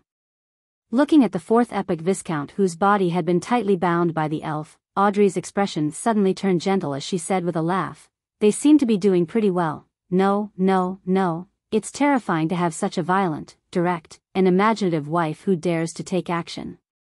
Only a person like Mobit would like and enjoy being with her. Leonard, who didn't have a poet's talent but had the liberal inclinations of a poet, shook his head as he kept his hands in his pockets. At this point, he muttered in thought, on the contrary, it's true that an experienced thief needs a woman like Ciata's to rein him in. I wonder what kind of members of the opposite sex old man's other family members like. Sigh, they don't need our envy or objections. This is how they live together. Emperor Roselle once wrote a poem, saying, "For my love I'll sacrifice my life." As Klein listened to their discussion, he opened his mouth and closed it again. He didn't tell them that Ciata's and Mobit had actually died. It was only when they died that they truly felt their love for one another. The ones living in the book were just copies created by the book world. After leaving the couple's house, the trio headed to Grozel's blacksmith shop. Along the way, when they went past a street, Klein saw Frunzier, who was known as a philosopher, and Audrey recognized him to be Loanese a glance. Is that the soldier from 100 years ago? Audrey slowed down her pace and asked. Klein recalled Frunzier's longing for his hometown, and the ashes he had placed in Backlund's cemetery. He fell silent for 2 seconds before nodding gently. Yes. Mr. World is feeling a little emotional. He's like a calm river on the surface, with a lot of undercurrents and eddies underneath. Audrey nodded indiscernibly and asked, "Can we enter his dream?" "I want to get the judge and disciplinary paladin's potion formula." "No problem," Klein replied as he glanced at Leonard. Leonard continued having his hands in his pockets, but his eyes instantly darkened. Sitting on the bench, Frunzier fell asleep. Right on the heels of that, 3 people appeared in his dream. This was a bustling city with buildings made from wood. The pedestrians who came and went were mostly Loanese. The black-haired, blue-eyed Frunzier stood outside a house as he looked in without daring to approach. Only when a woman wearing an old long dress came out from inside did he excitedly go forward and attempt to hug her. His hug went through the woman without them making contact at all. Frunzier stood rooted to the ground as he blankly shouted. Mother, Audrey, who wanted to guide the dream, quietly watched this scene. Then, she looked around and discovered the iconic clock. Backlund. Audrey pursed her lips and turned her head. She looked at Klein and asked, "Can't they leave the book world? It's been too long. If they leave, they will grow old, die, or even be reduced to dust." Klein's voice was like a serene river. "I delivered one of Frunzier's items to Backlund. This." As a spectator, Audrey acutely sensed the cruel reality behind those words. She couldn't help but raise her head and look out of the dream, looking at the location where Mobit and Ciata's were. Leonard wanted to ask what it was, but after looking around, he maintained his silence. Following that, Audrey seriously guided his dream. Outside of obtaining 2 potion formulas, she made Frunzier return home and live happily with his parents, brothers, and sisters. It was a beautiful dream. After leaving Frunzier, Klein, Leonard, and Audrey quickly saw Grozel's home. This was the last stop of their exploration. After obtaining information from Grozel's subconscious, they would enter the book world's sea of collective subconscious and seek out the secrets that might exist in this book. 1. Adapted from a Hungarian poet, Sandor Petőfi's Liberty and Love. Chapter 1068 Illogical Details. Which one is Grozel? In the dream, Leonard looked ahead blankly. There was a huge bonfire there, and there were more than 10 grayish blue-skinned, single-eyed giants who looked no different from each other. To be honest, I wouldn't be able to recognize him without the ability of a faceless. To me, without their age, hairstyle, height, scars, clothes, and maturity, giants all look the same. Klein mumbled inwardly as he looked calmly at Miss Justice, as though saying that it shouldn't stump a spectator. Audrey raised her hand and pointed at a giant who was gulping down alcohol. From time to time, he would shout twice to express his approval. That's Grozel. It looks like, in the traditions of the giants, clapping isn't a sign of affirmation and praise. Instead, it's a roar. The louder the roar, the higher the level of praise. Miss Justice is acting like a folk scholar now. Thankfully, he's only shouting and not singing. If not, the noise would be worse. It's obvious that the giants here aren't adept at modulating their voices. That roar from before didn't have any rhythm to it. Klein nodded and said to Audrey, "Begin guiding him then." As Audrey went forward as Leonard stepped back. He raised his right hand and stroked his chin. "Tell me, in the second epoch, which supernatural race widely possessed the beyonder characteristics of the Evernight pathway? Isn't it the demonic wolves?" Klein glanced at Leonard, wondering if the poet had contracted the traditional disease of the Nighthawks having a bad memory. "I know." Leonard maintained his original posture as he said with a strange expression, "Then how do they act as a midnight poet? Or should I say that the potion's name back then was called Midnight Roarer? There wasn't a potion name in the beginning." Klein's thoughts were accidentally led astray by Leonard. The scene of such fellows crouching on the ground and howling at the moon surfaced in his mind. He couldn't help but mutter, "This might be more suitable for you. There's no need to write poems, making it very easy." The corners of Leonard's mouth twitched as he said, "There are different types of poets. I'm a singing type." As the two idly chatted, Audrey's guidance attempt gradually pushed through. Grozel's dream began showing the waning forest, barren tunnel, the corner of the giant king's court, Dawn Town, and the nation of gold. Grozel wasn't a subordinate of the deities, like the giant king, and he was only able to occasionally see these high-level existences while on duty at the waning forest or in particular spots of the giant king's court and passageway. Furthermore, he didn't dare look at them head-on, receiving them while genuflecting and having his head bowed. Therefore, he wasn't able to present the images of Giant King Ormer, Giant Queen Omabella, and the eldest son of the Giant King, God of Dawn, Badhile. They only appeared as portraits. Similarly, Grozel knew very few secrets. His grasp of history and the situation in the world was completely incomparable to elven songster Ciata's. However, an interesting point was that in the Giant King's court and the giants, the traitor was synonymous with Saniathrim. They claimed that his abandoning of the alliance had resulted in the sanguine ancestor Lilith's death.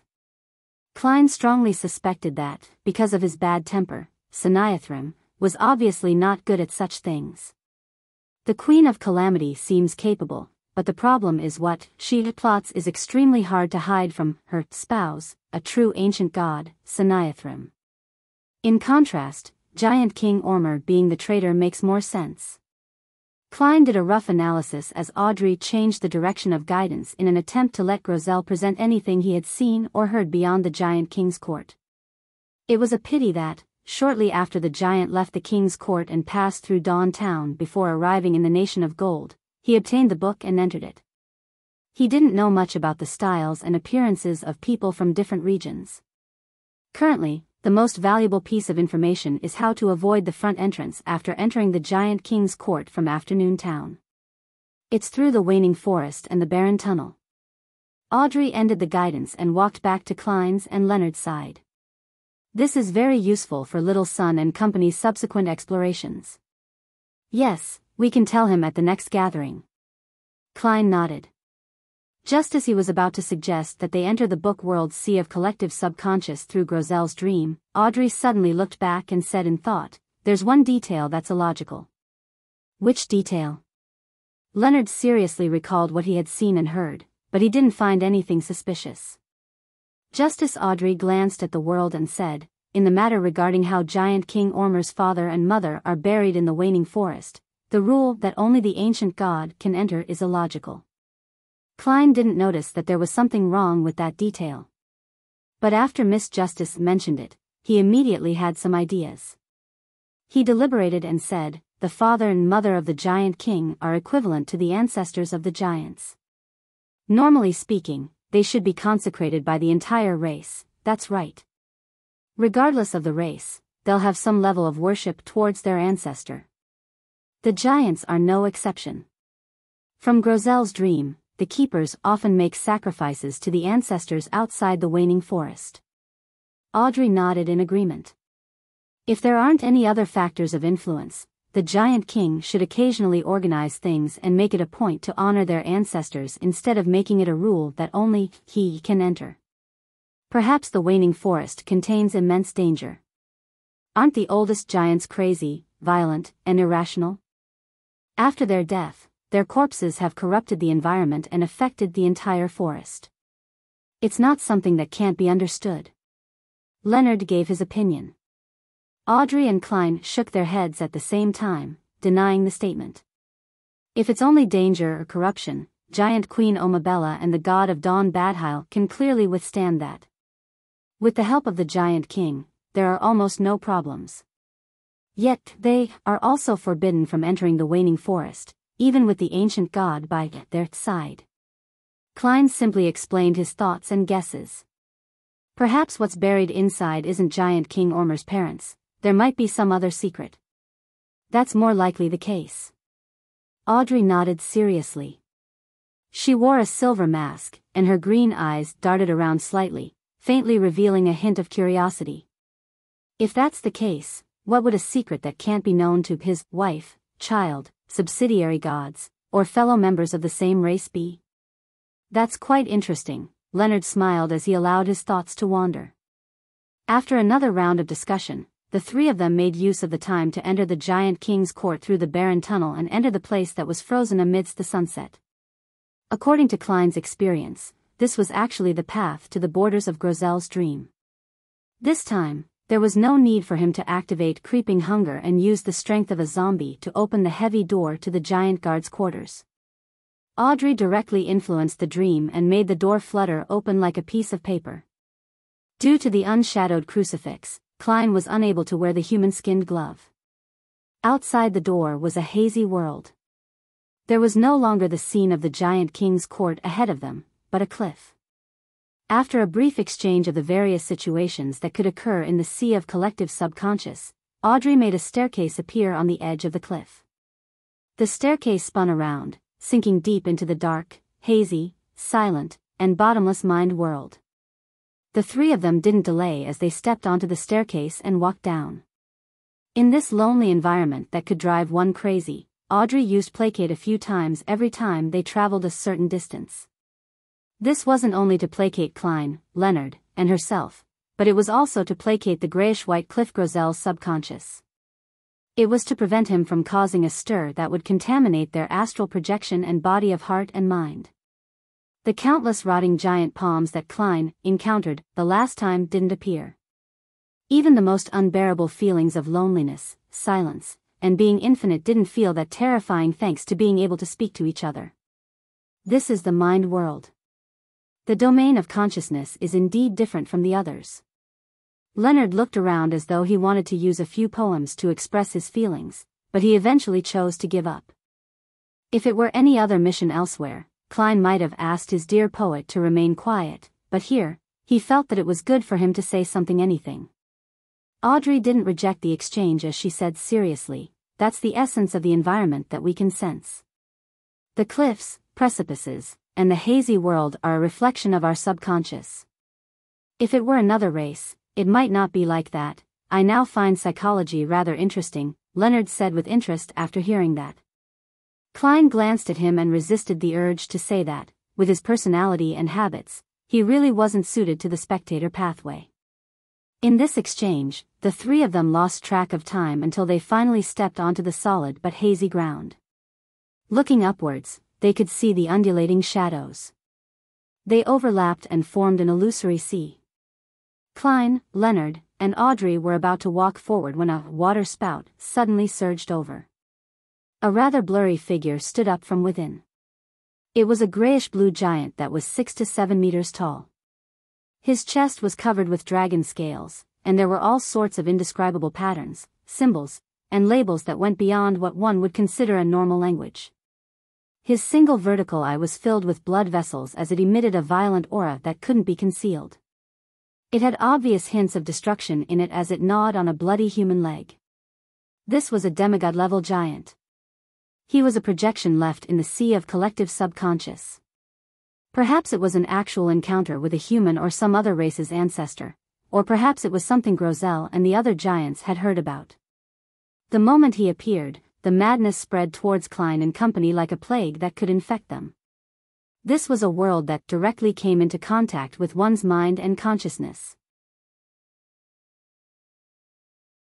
Chapter 1069. Under the Sea. The leg-gnawing giant, whose vertical eye was filled with blood-red threads, wasn't actually real. He was, in essence, a strong emotion produced by a particular living creature. The emotions that originated from having a deep impression had entered the subconscious. It spread from one's island of consciousness to the surrounding illusory sea, before slowly settling and forming a mark. It wasn't possible for all of its emotions and consciousness to ultimately settle Daoi as the foundation. Most of them would be washed away with time by the seawater. Only extremely intense and repeated experiences would remain. And once it formed a mark, it would be a drop of water in the sea of collective subconscious, which would then affect living creatures of the same species in its surroundings. It would be a shared, ancient memory carved into one's pulse.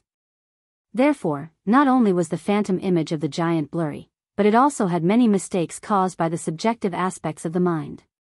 Normally, it wouldn't result in Leonard and Audrey being unable to look straight at it, confusing their spirituality and breaking down their minds. However, the madness that came with it, an extreme sense of horror that stemmed from an unknown person, seemed all so real.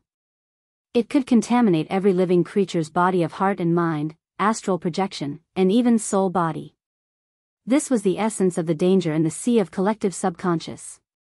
It didn't stem from the strength, level, and status itself, but from the emotions and feelings that were generated and imprinted there.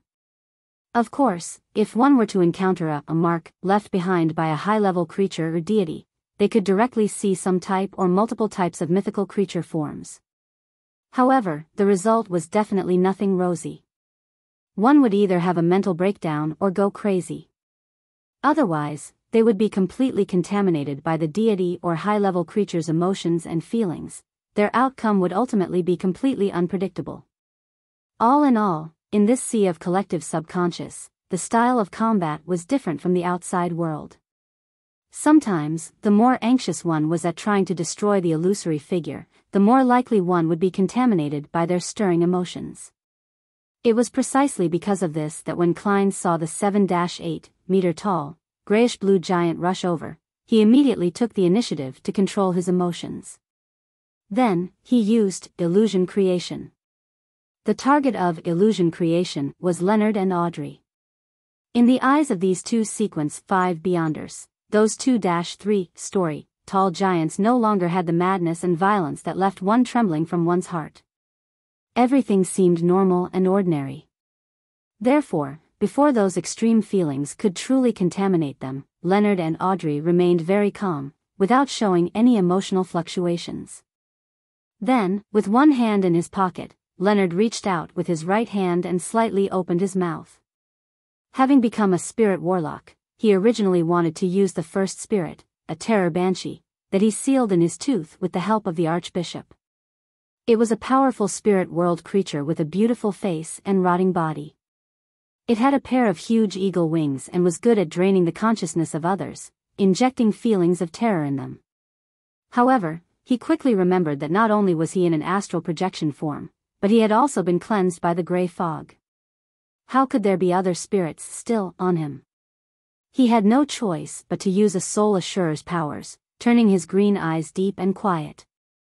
The giant's shadow instantly slowed down as if it was soothed.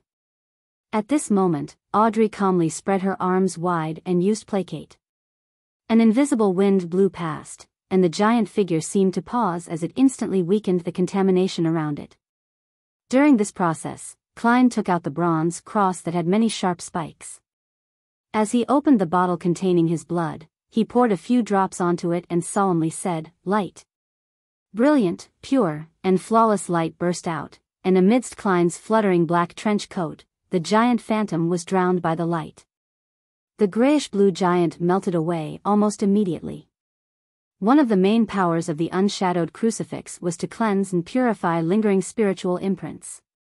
This was the reason why Klein brought this sealed artifact along. And when he used the cross from the ancient sun god, Klein dispelled the illusion, allowing the star Leonard and Justice Audrey to see the true appearance of the giant to enrich their experiences in such matters. Although it didn't even take a second before the giant phantom was drowned by the endless light, Audrey and Leonard still felt dizzy. An irresistible sense of fear surged from deep within their hearts, and they almost broke down. This state didn't last too long, as Audrey instinctively used placate to calm her emotions before treating Mr. Star and Mr. World's psychological problems one by one. How scary, is this a giant at the demigod level? When the light dissipated, Audrey looked around and sighed. In that instant, she had a deeper understanding of the sentence, "Do not look directly at God." Even at the saint level, the remnant impression a demigod leaves behind in a memory can't be seen directly, let alone a real deity. Leonard was also experienced. He laughed self-deprecatingly and said, "Sequence 4 is indeed a qualitative change in life's natural order." However, that wasn't very scary. It wasn't as intense as when I was facing a pregnant woman. Is the essence of a poet to boast? At that time, you could still control yourself, but you were almost on the verge of breaking down just now. However, if Megos gave birth to that child, we would probably lose control and turn into monsters just by looking at her. As Klein lampooned Leonard, it stirred up some memories as he sighed poignantly. Was that pregnant lady a demigod? Audrey asked curiously. No. Leonard shook his head. But she was pregnant with an evil god's spawn. Is that so? Audrey didn't ask further. She knew very well that the adventure and exploration hadn't ended, and that wasting time wasn't an option. She then looked at Gehrman Sparrow, who was wearing a black trench coat and holding a bronze cross and small metal bottle, and said with a smile, "Thank you for affecting our senses." Where should we go next? As an experienced spectator, it wasn't difficult to determine the fact that she had received Mr. World's help from making a comparison. Klein controlled himself from subconsciously furrowing his brows, and he looked around. Doesn't this sea of collective subconscious have a core region to it? No. Audrey shook her head seriously. Wherever there are living beings, there's a sea of subconscious. There's no such thing as someone who's more important and lofty. This illusory sea won't really stir, and the situations within the different areas will depend on their actual surroundings. We call it a precipitating effect.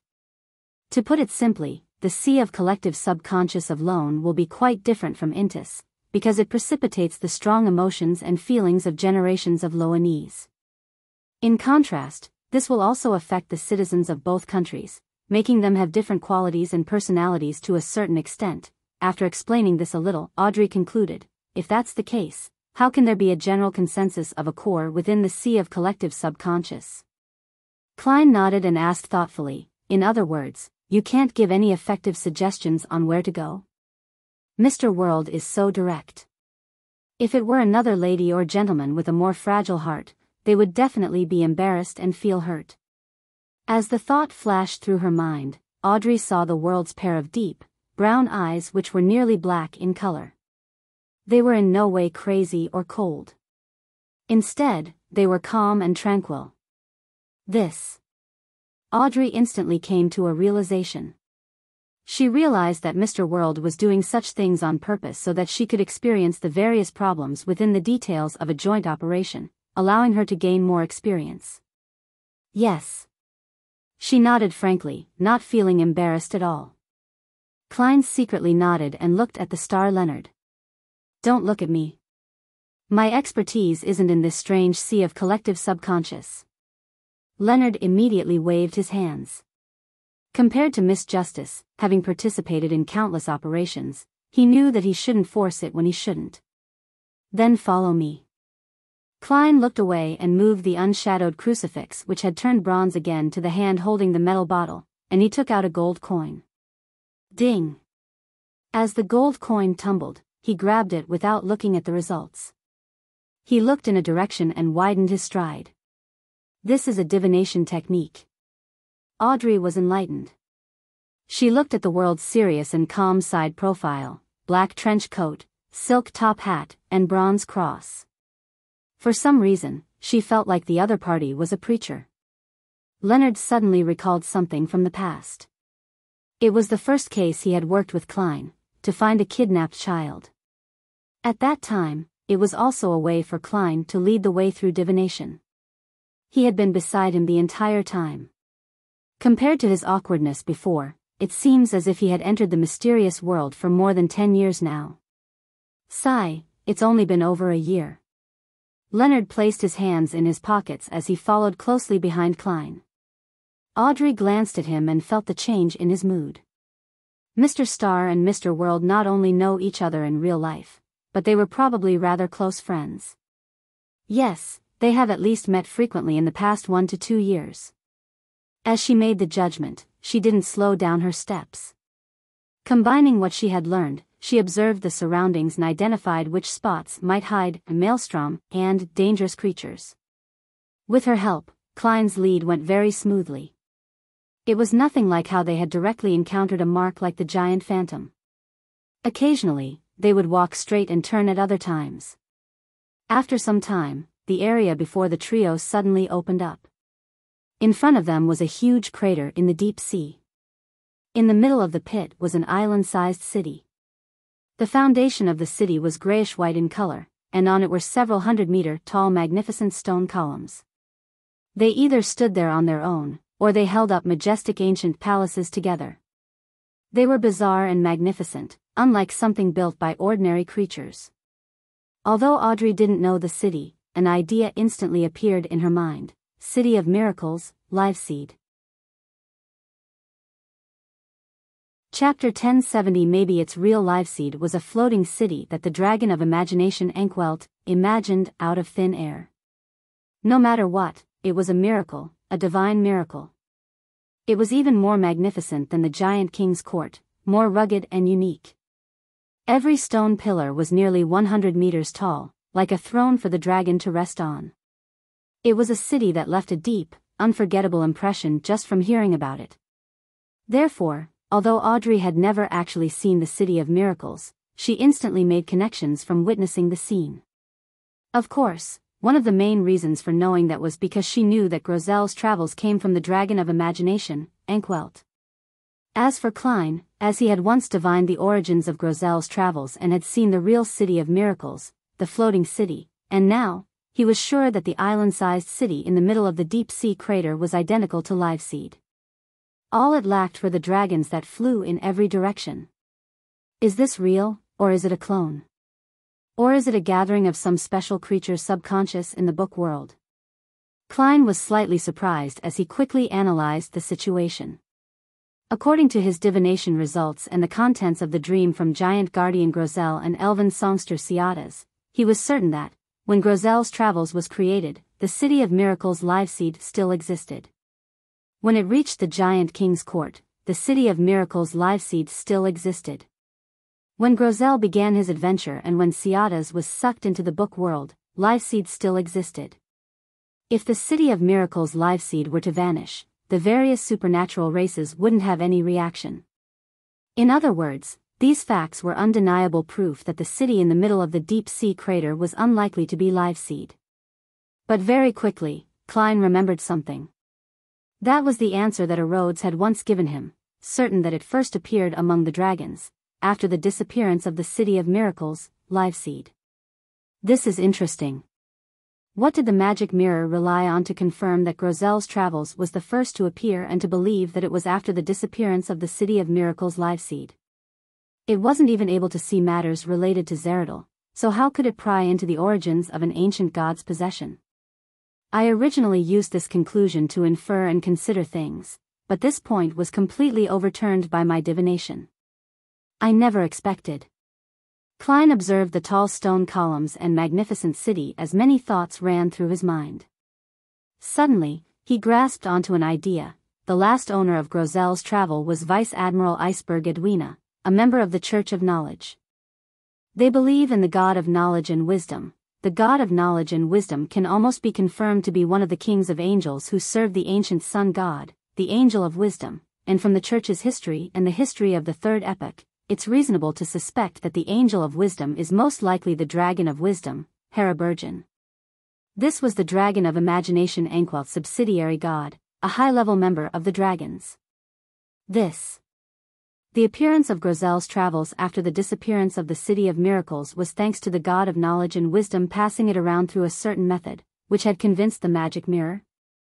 If he really is a dragon of wisdom, it means that he was directly involved, and his level was already very high back then. His understanding of this matter definitely trumps the Grozelle and Ciata's. But how do I explain the scene I divined above the gray fog? Just recalling it now makes my head ache. What I saw was definitely the ancient god, dragon of imagination, himself. Klein cheered up when he managed to string up all these matters together, but he also fell into a state of puzzlement. He tossed the gold coin continuously and quickly came up with some theories. Since the City of Miracles, live seed, was imagined, couldn't it just be imagined again after it disappeared? The original live seed was stuffed into the book by the Dragon King Ankwelt. Then, the one that subsequently existed was one he imagined again? This could fool all the dragons, but not the one that was known for being intelligent? If this were true, then there were actually two instances of the City of Miracles, live seed. The one here is the oldest one. But here comes the question. Why didn't the Dragon of Wisdom enter the book himself one? Even if he wasn't a spectator, with his title of being omniscient and omnipotent, he should have enough powers to perform a deeper exploration. He has actually been here a long time ago, but didn't alert any living beings in the book. Also, because of certain motives, he left this City of Miracles here. As thoughts surfaced in Klein's mind, the star Leonard, who had both hands in his pockets, looked at him and then at Miss Justice, who had also been looking down in silence for a long time. He took the initiative to speak and break the silence. This city is grand and magnificent. It clearly doesn't belong to humans or humanoid creatures, but there's no need to stare at it for so long. You're not an architect after all. Klein gathered his thoughts and glanced at Leonard. This might very well be Dragon of Imagination Ankwelt City of Miracles, live seed. In a sense, it's the divine kingdom of an ancient god. Of course, if there was really another live seed, the nature of the divine kingdom here didn't hold much importance. Divine kingdom, Leonard's pupils dilated as he repeated the keyword.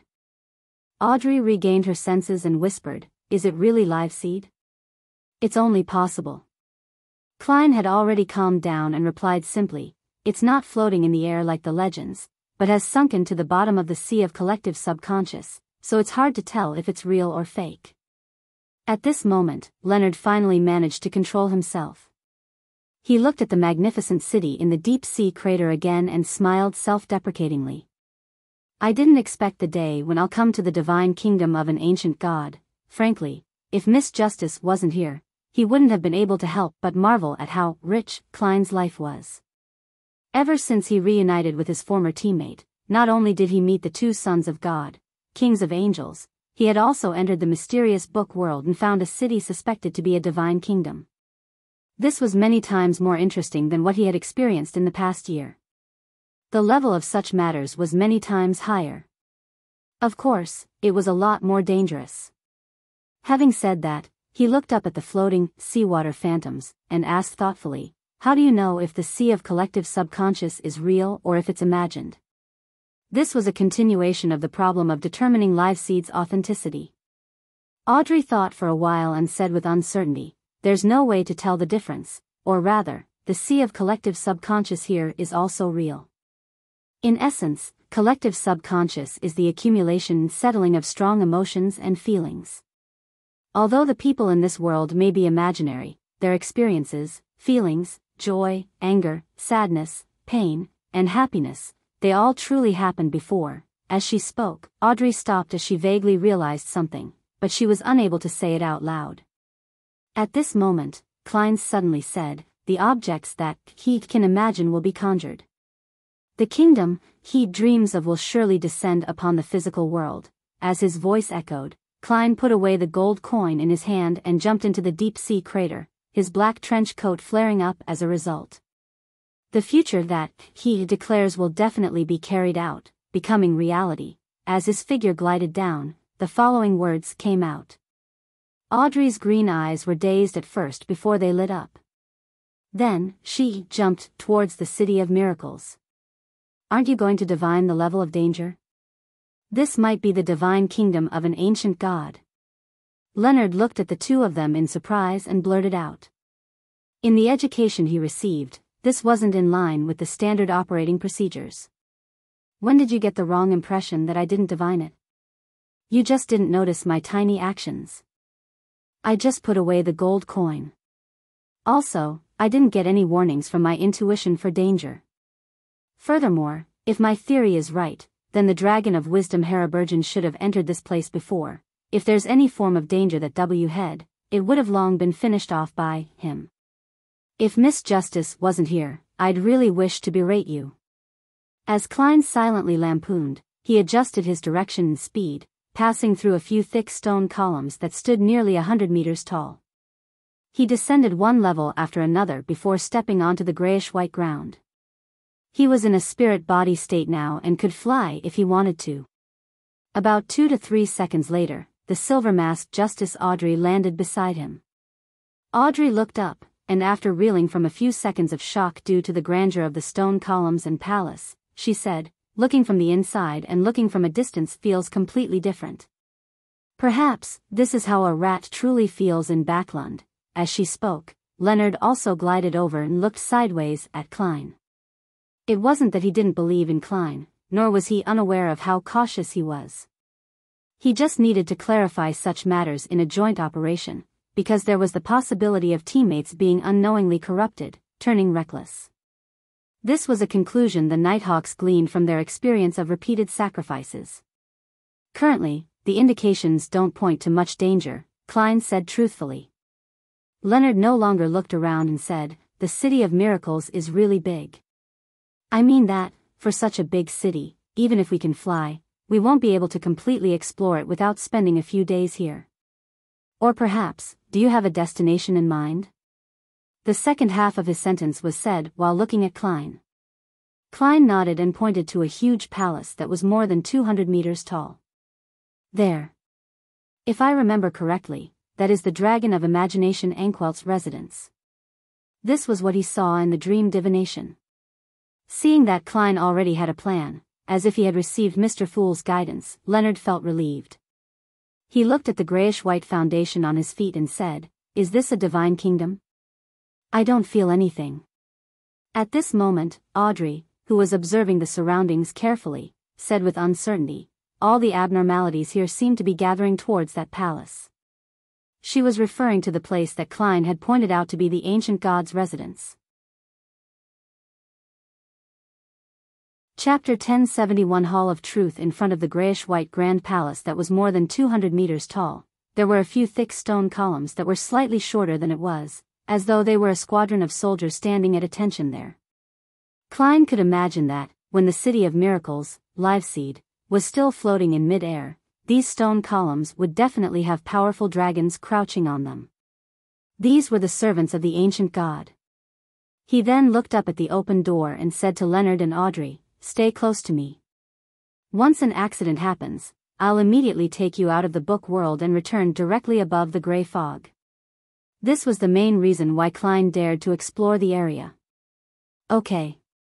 Audrey and Leonard didn't try putting on a brave front as they walked to Klein's side and walked alongside him. Relying on their spirit body's flight ability, the trio passed the stairs and entered the palace through the exaggerated and magnificent door. The first thing they saw was a wide space that was enough for multiple dragons to roll around freely, as well as an ancient stone pillars that seemed to prop up the sky. On the two sides of the hall, there were colorful and beautiful murals. They kept extending forward and intertwining themselves with a huge pillar that was multiple arm spans wide. The giant pillar was in the deepest recesses of the hall right ahead of them. Without relying on anything else, just the pillar alone was enough to make people feel a strong sense of fear and make them experience the vicissitudes of time. It was like a fossilized deity. Almost instantly, a grayish-white figure appeared on the pillar. The figure was covered in scales, and every scale resembled a sturdy stone slab. Just the faint outline of the figure made it seem epic. Dragon of Imagination, Anquelt. Just as this thought flashed through Klein's mind, he heard an oddly familiar voice echoing in the spacious hall, "Dragon of Imagination, Ankwelt." As Klein looked around in astonishment, he heard Leonard sigh emotionally. The deep air listened round him as he rode, and all the low wind hardly breathed for fear. This fellow still has the mood to recite poetry. I wonder whose poem he's reciting. Klein turned to look at Leonard. Then, he heard an echo, "This fellow still has the mood to recite poetry. I wonder whose poem he's reciting." At this moment, Leonard's expression was one of shock. He shut his mouth tightly and shook his head in denial. But the next second, a voice sounded beside him, "I didn't recite anything. What's going on?" Strange, at the same moment Klein had this thought, he realized that the strangely familiar voice belonged to him. As it echoed again, repeating the thoughts that flashed through Klein's mind. Then, Audrey's gentle and mumbling voice sounded, This hall is able to let our thoughts present themselves in our surroundings, and is even able to conjure them? When I saw that huge pillar just now, I was imagining what the Dragon of Imagination Ankwelt looked like. It was based on the blueprint of the mind dragon I saw before. Why is whatever I'm saying? No, indeed, the hall articulates it, so that's the case. Luckily, I didn't think of anything strange just now. Yes, reign in my thoughts, reign in my thoughts. Klein began to use cogitation to focus his mind and not let his imagination run wild. At the same time, the corresponding words echoed around him almost in sync, reign in my thoughts, reign in my thoughts. So that's what Mr. World's inner world is like. He's like a child who just started school, constantly emphasizing matters that he needs to take attention of. Also, the image for his cogitation is actually layers of spherical lights.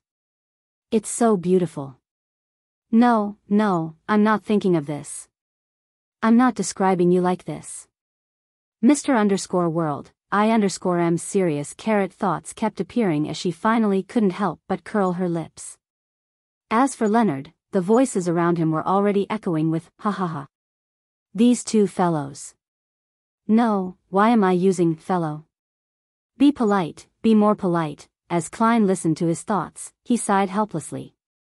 This place is very suitable for playing Truth or Dare. Perhaps it should be called the Hall of Truth. What game is that? Audrey didn't need to open her mouth to express her doubts. It was probably invented by Emperor Roselle. I have to be careful not to think about things I shouldn't think about. Seriously, it's too difficult to rein in random thoughts without the use of cogitation. As Klein replied, he habitually warned himself, only to have the hall ruthlessly betray him again. This time, Audrey laughed and said, Mr. World actually has such a side to him. I actually failed to read it in the past. To think you're experiencing such a day, Klein. No, what did I say? Leonard suddenly raised his right hand and covered his mouth. Unsurprisingly, he heard Miss Justice's question, Klein? And a certain someone's complaint, perhaps only turning them into marionettes can stop these fellows from having wild thoughts. Wait, what was I thinking? Phew, calm down. Klein took a deep breath and began to focus his attention on the matter itself. Let's take a look at what the murals describe. In ancient times, murals were very important methods for recording memories. They often contain plenty of information. At the same time he made the suggestion, he heard Audrey's inner thoughts laugh and think, Klein, is this Mr. World's real name? No, don't think too much about it. Mr. World will be angry. No, I think it's more likely for him to feel embarrassed. No, this is all I's fault. Mr. World, please believe me. Phew, calm down. Focus. Using the spectator pathway's ability to control her emotions and thoughts, Audrey gradually reined in her thoughts and cast her gaze on the mural on the right. Compared to them, Leonard's ability to control his mind was slightly weaker. There were still plenty of random thoughts resounding around him, turning into marionettes. Is this fellow that dangerous now? TSK, so this is what's truly on your mind. Miss Justice's reaction is very interesting. I haven't seen that fellow in such an embarrassing situation in a long time. When Klein and Audrey began seriously looking at the murals and were exchanging their thoughts through the stirrings in their hearts, only then did Leonard gradually calm his thoughts and focus his attention. The mural on the right depicted historic developments. There was a scene of human construction, scenes of snow-covered plains, war and migration, various nations and cities, as well as towers and fruits that represented zero communication barriers. It was obvious that these murals started from the entrance and ended at the Dragon of Imagination's throne. Towards the end, Klein suddenly noticed a familiar figure. It was a gigantic dragon with bluish-blue eyes and ice crystal scales. It was the King of the North, Ulysses. The book world's development is based on these murals? As Klein's thoughts were exposed, he quickly looked back and found many blurry-faced adventurers hunting the frost dragon before opening a door to leave. The snow and ice melted before flourishing cities like Pesot appeared. They then discovered the weather turning cold, implying an end in which a new story was about to unfold. The contents of the murals will become reality in this book world? Audrey couldn't help but have such a thought. This mural looks very ordinary. It's not even as good as the works of street artists. As expected of the Dragon of Imagination's residence. Is this the power and authority of an ancient god? Leonard similarly had poignant thoughts. It's possible. Before Klein could give a more tactful reply, he heard his own voice. Let's look at the murals on the other side before putting everything together for analysis. Leonard and Audrey didn't object and followed him to the other side. During this process, they realized that even their spirit bodies couldn't fly in the palace. As the murals were huge, it didn't take much walking before the three of them could see the corresponding content. The first mural near the entrance made Klein's pupils suddenly dilate. In the mural, a giant with blurry looks, grayish-blue skin, and a single vertical was holding a hard-covered book in his hand. Klein heard his own shocked and hesitant voice. In the subsequent murals, the common highlight was the goatskin binding. There was a dark brown-covered book. It was obtained by the elves. The words on its surface changed. It was being put into a collection. It was obtained by different people, and it kept exchanging hands until it flew above the clouds and came to the cosmos where it landed on a gigantic claw. In the next mural, the book seemed to have nothing to do with the scenes in front. It suddenly appeared over the surface of the sea and stayed inside a blurry ship.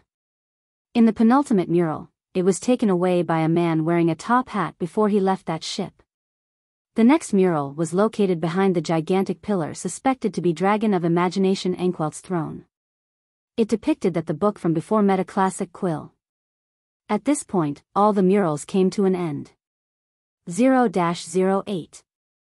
Leonard's shocked voice echoed in the hall. The Dragon of Imagination wants to create a set with the book and quill? What will happen? When dealing with Zangwill, this scene almost appeared. But ultimately, it didn't happen because the book landed in my hands, before I sacrificed it to Mr. Fool. Otherwise, Adam was already prepared against it and deliberately provided some help. Oh right, previously while inside Grozel's travels, the moment the ascetic mentioned the Angel of Imagination Adam, the frost dragon attacked the camp. It was because the book itself didn't allow him to finish his sentence, or had Adam heard his thoughts which became a connection for him to see and cast his gaze over, stirring up a certain reaction? Klein's thoughts wandered before sounding it out loud. During this process, he could only control himself to treat the fool as another existence. At the same time as he spoke, Audrey's thoughts appeared. The contents on this mural will become reality in the physical world? 1. Adapted from Tennyson's Godiva. Chapter 1072 The Call from Behind the Door. The contents on this mural will become reality in the physical world. Be it Klein or Leonard, they couldn't help but repeat Miss Justice's words in their hearts. If the murals on the other side determined the history of the book world, then it was only considered rather amazing. However, the discovery on this side would be enough to shake everyone's hearts and bring about a huge upheaval throughout their bodies. The pictures you depicted would definitely show up on stage in the real world, not in an illusory world. This was the performance of a deity. It's not that exaggerated, right? After Leonard repeated the statement, he whispered in a low voice, finding it hard to accept. Klein, on the other hand, started his analysis out of habit. Even if 0-08 can only affect a big city, making it difficult for it to exceed this range, a sequence one author of the spectator pathway should be similar. And the visionary's uniqueness has been confirmed to be in Adam's hands. Then what does this city of miracles rely on to guarantee that the contents on this mural will become a reality? The divine power of the dragon of imagination from back then? When this book was formed, the contents of the murals had already been branded into the sea of collective subconscious, sinking right inside and spreading its infection in every direction, so as to drive generation after generation to accomplish this without realizing it? If this is true, then the possibility of making another mural become a reality would definitely be nil, as the dragon of imagination has already perished, and there's no way to provide any more divine power. But we can give it a try. If the contents of the new mural really happens in the physical world, it means that this city of miracles really is live seed, and it contains a huge secret. It also implies that matters regarding the spectator pathway goes deeper than what I had imagined. Author? There's a potion name like that? Hearing Klein's thoughts, Leonard couldn't help but mutter. Compared to how the name, Dragon of Imagination, could be stretched to make an inference to the name, Visionary, the potion name of author was more eye-catching. It made one's imagination run wild. It felt more like walking from reality and into the realm of fantasy. Audrey, who had long known the name of the high-sequence potions of the spectator pathway, suddenly had another thought: uniqueness. Mr. World actually managed to link up and analyze so many things in an instant. Impressive. Did I praise him too directly? Mr. World has heard it all. This hall is really hard to adapt to. No, Mr. World, I really am praising you, I really mean it. Audrey felt a little ashamed at first, but then she quickly adjusted her state of mind, trying her best to keep calm. As expected of a psychiatrist. She adjusted herself really quickly. A thought came to Klein's mind. As expected, Mr. World isn't as cold as he looks. He's the type of person who will inwardly mutter to himself, I didn't say anything. Just as Audrey instinctively thought of something, she immediately denied it. The same voice echoed around Leonard: Klein's Gehrman Sparrow disguise isn't bad. Almost everyone who knows him believes that he's cold and crazy.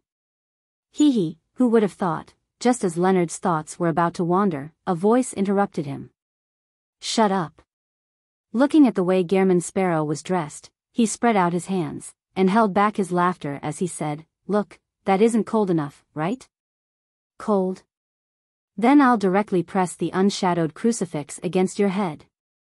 If you don't want your Beyonder characteristic, donate it to the people who need it. Without being able to use cogitation to control his thoughts, Klein instinctively retorted. Audrey looked at Mr. World and then at Mr. Star, and her heart skipped a beat.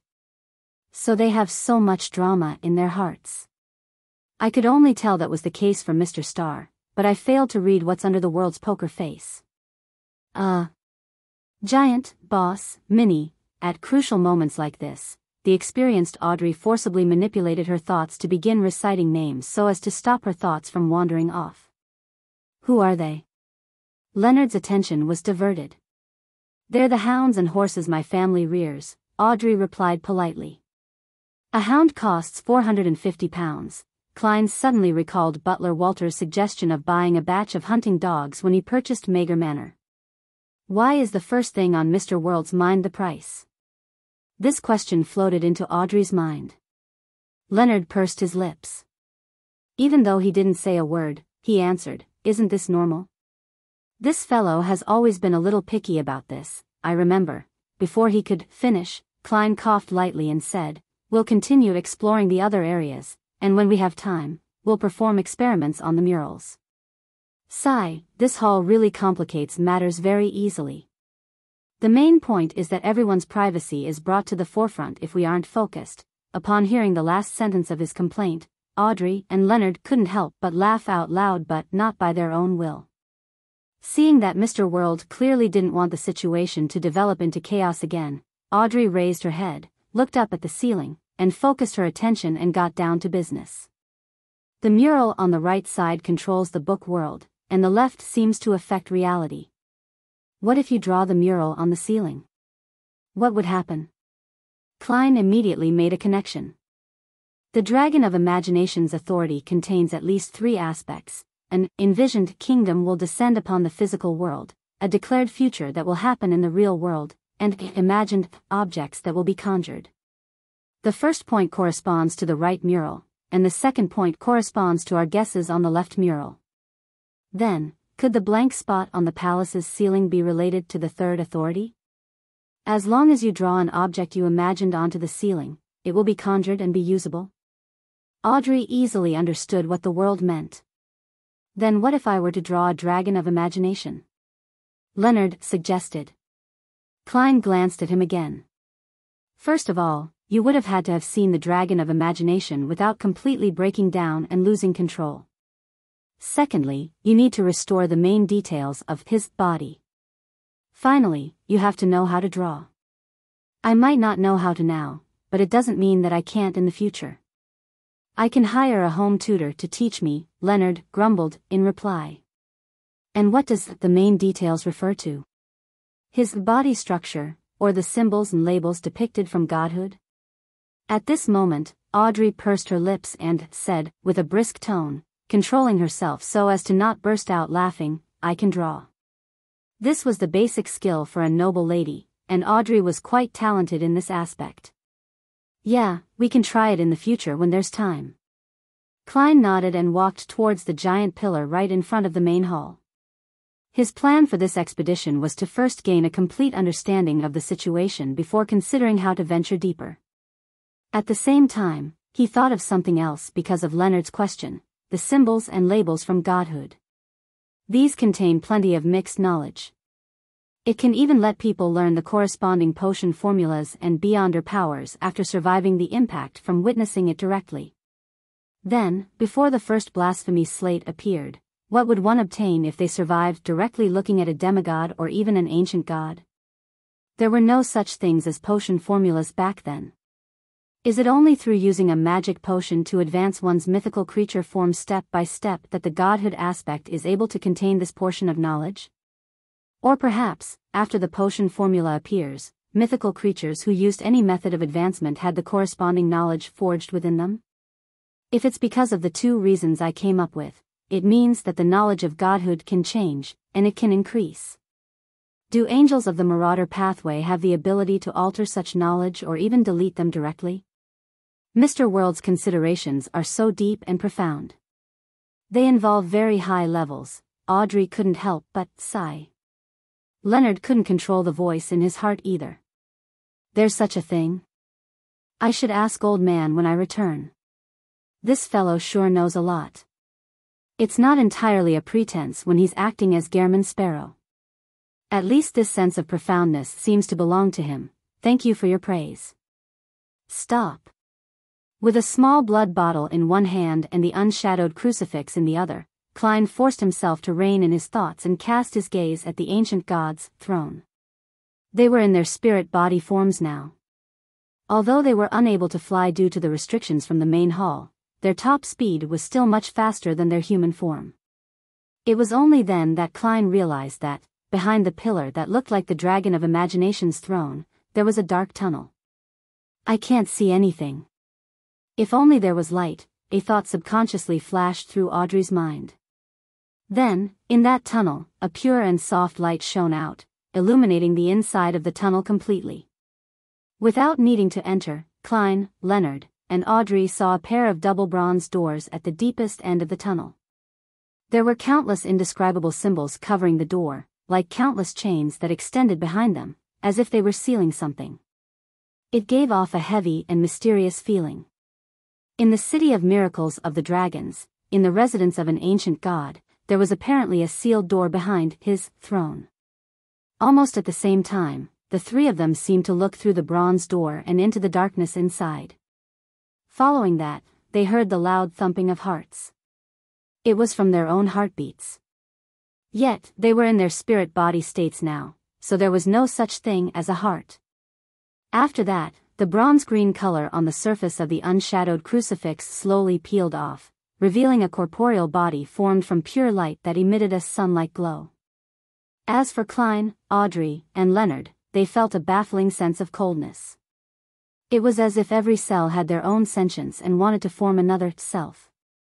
In their illusory vision, in the darkness behind the bronze door, an eye opened. Its pupil was dark, filled with ghostly blue cracks.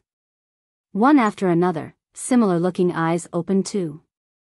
They were densely packed together and wore a cold gaze that stared intently at them. At this moment, Klein and the others seemed to hear a silent calling. It was an extremely attractive shout. Without any hesitation, Klein's spirit body burgeoned and enveloped Leonard and Audrey. He ended the summoning and returned above the gray fog. Chapter 1073 3 Possibilities. As he returned to the world above the gray fog, Klein felt the coldness in his body rapidly dissipate. There were no more worms of spirit trying to give birth to new consciousnesses. A moment later, the mottled long bronze table appeared in front of him. He saw that Miss Justice and Leonard's spirit bodies were gradually becoming clearer amidst the thin gray fog, although they still maintained a certain blurriness to them. After the gray fog swirled around them and sank into the ground, Klein asked, "How are you feeling now?" He used Gehrman Sparrow's usual tone, but he immediately recalled how his inner grumblings, inner thoughts, habitual analysis, and him dissing Leonard had been exposed. He was no longer able to maintain his image in front of Miss Justice. "It's all Leonard's fault. Sigh, as per the doctor's advice, not only did I not wear a thick mask this time, but I even removed the thin kind." This thought flashed in his mind unconsciously as he cut off his thoughts and warily glanced around. He still hadn't gotten rid of the fear of having his thoughts spoken out loud. Luckily, this was no longer the place that he had named the Hall of Truth. There were no more magical powers that he couldn't defend again via normal means. It was obvious that Audrey and Leonard also had a similar trauma due to their post-traumatic stress. One of them suddenly pursed her lips, while the other sat up straight, as though they had instinctively thought of something. After a few seconds of silence, they then remembered that the world had asked about their situation, so they quickly turned their attention back on the right track. "I feel like something was being purified. I had the illusion that I would dissociate into a second personality. No, it wasn't a second personality. It seemed like a consciousness that didn't belong to me was awakening inside my body. Yes, it's now gone. Praise be to Mr. Fool." Audrey rather professionally did a psychoanalysis on herself before sincerely expressing her gratitude. "I can openly accept such gratitude." That was a dangerous thought. Thankfully, Miss Justice's and Leonard's thoughts didn't steer towards the Fool while inside the Hall of Truth. Otherwise, I'd definitely not be able to resist the urge to reply. That'd spell the end of me. My sense of shame will cause me to lose control on the spot, breaking down into a clump of worms of spirit. Klein's thought flashed as he seriously replied, "Praise be to Mr. Fool. Praise be to Mr. Fool." As a believer of the Evernight goddess, Leonard hesitantly echoed and quickly changed the topic. "There's nothing wrong with me too. Just now, I felt something calling me from behind the bronze door. What about you?" Seeing that Leonard had confirmed his condition, Klein placed the unshadowed crucifix and the metal bottle containing his blood onto the long, mottled table in front of him. "I felt the same way too," he answered with certainty. "Me too. It wasn't an illusion. I did an analysis on my own mind," Audrey said in a very clear and certain tone. Leonard held his chin and said, "What could that be?" It actually needed an ancient god to seal it behind his throne. After what had happened before, he felt that he no longer had much of an image in front of Miss Justice, so his posture became more casual. "We can try analyzing this." Audrey carefully glanced at the world. She had a deep impression of this gentleman's ability to gather information, make connections, complete an analysis, and infer the information in a short period of time. Klein thought for a moment and said without any inclinations, "There are only 3 possibilities. 1. It's a powerful creature from the second epoch of the real world. It's at least close to sequence 0, and the dragon of imagination Ankwelt had sealed it behind his throne and beneath the City of Miracles live seed. However, I don't think that's very likely. This is because that ancient god definitely had his reasons for creating this book and stuffing live seed into it while affecting the book world and the real world. It's unlikely he would place an unpredictable element in here for prolonged periods of time. Yeah, we all know that we have to eliminate possible accidents. What's more, an ancient god. Audrey nodded slightly and began to discuss seriously with the world Gehrman.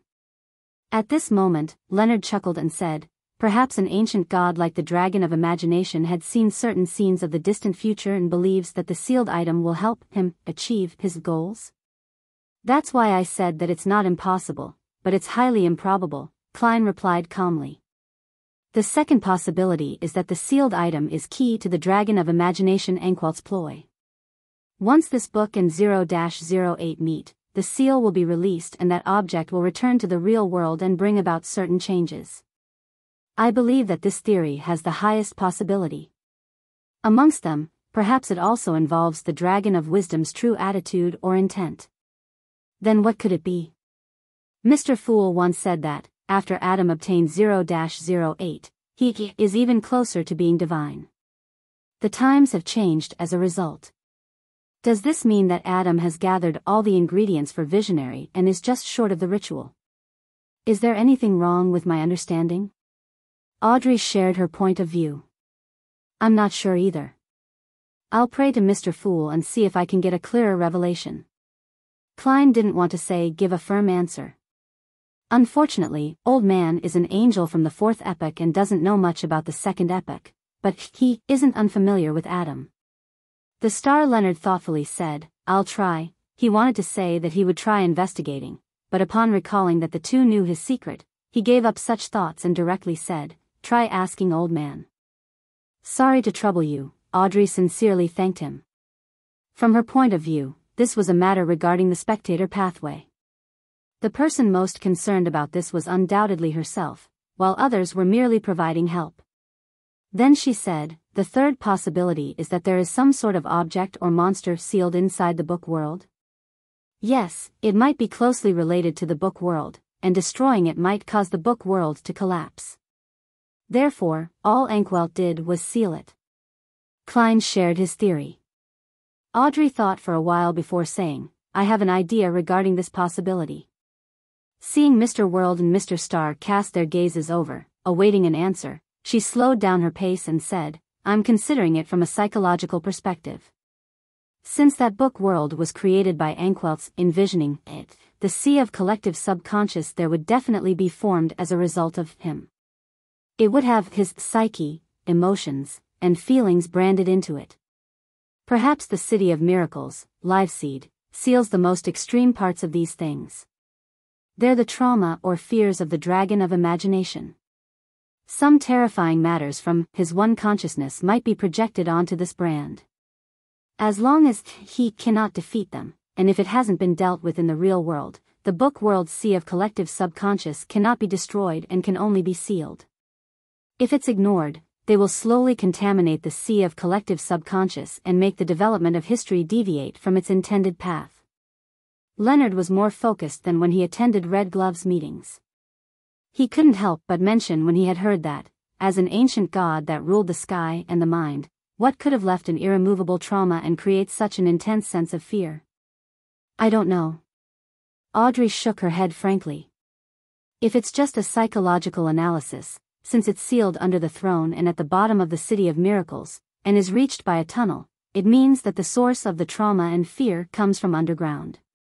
Therefore, the dragon of imagination sealed it. No, he isolated the mental projection coming from underground.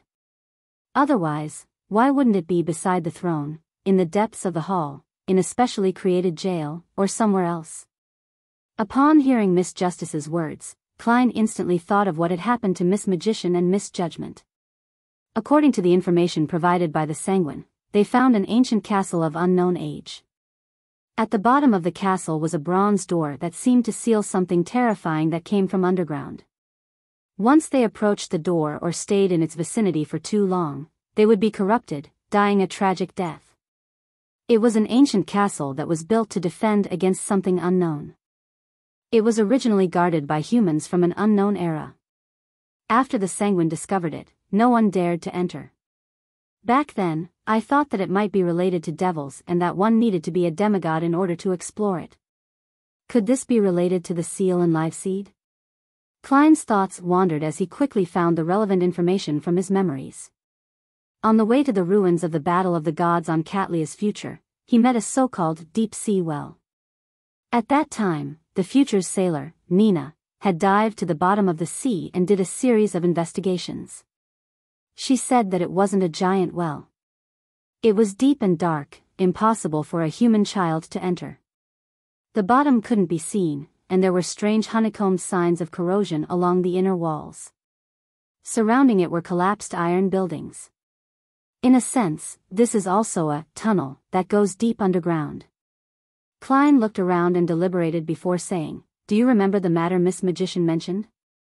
Under an abandoned castle in Delaire Forest, there is a pair of doors that seals a powerful corruptive force." Ah, right.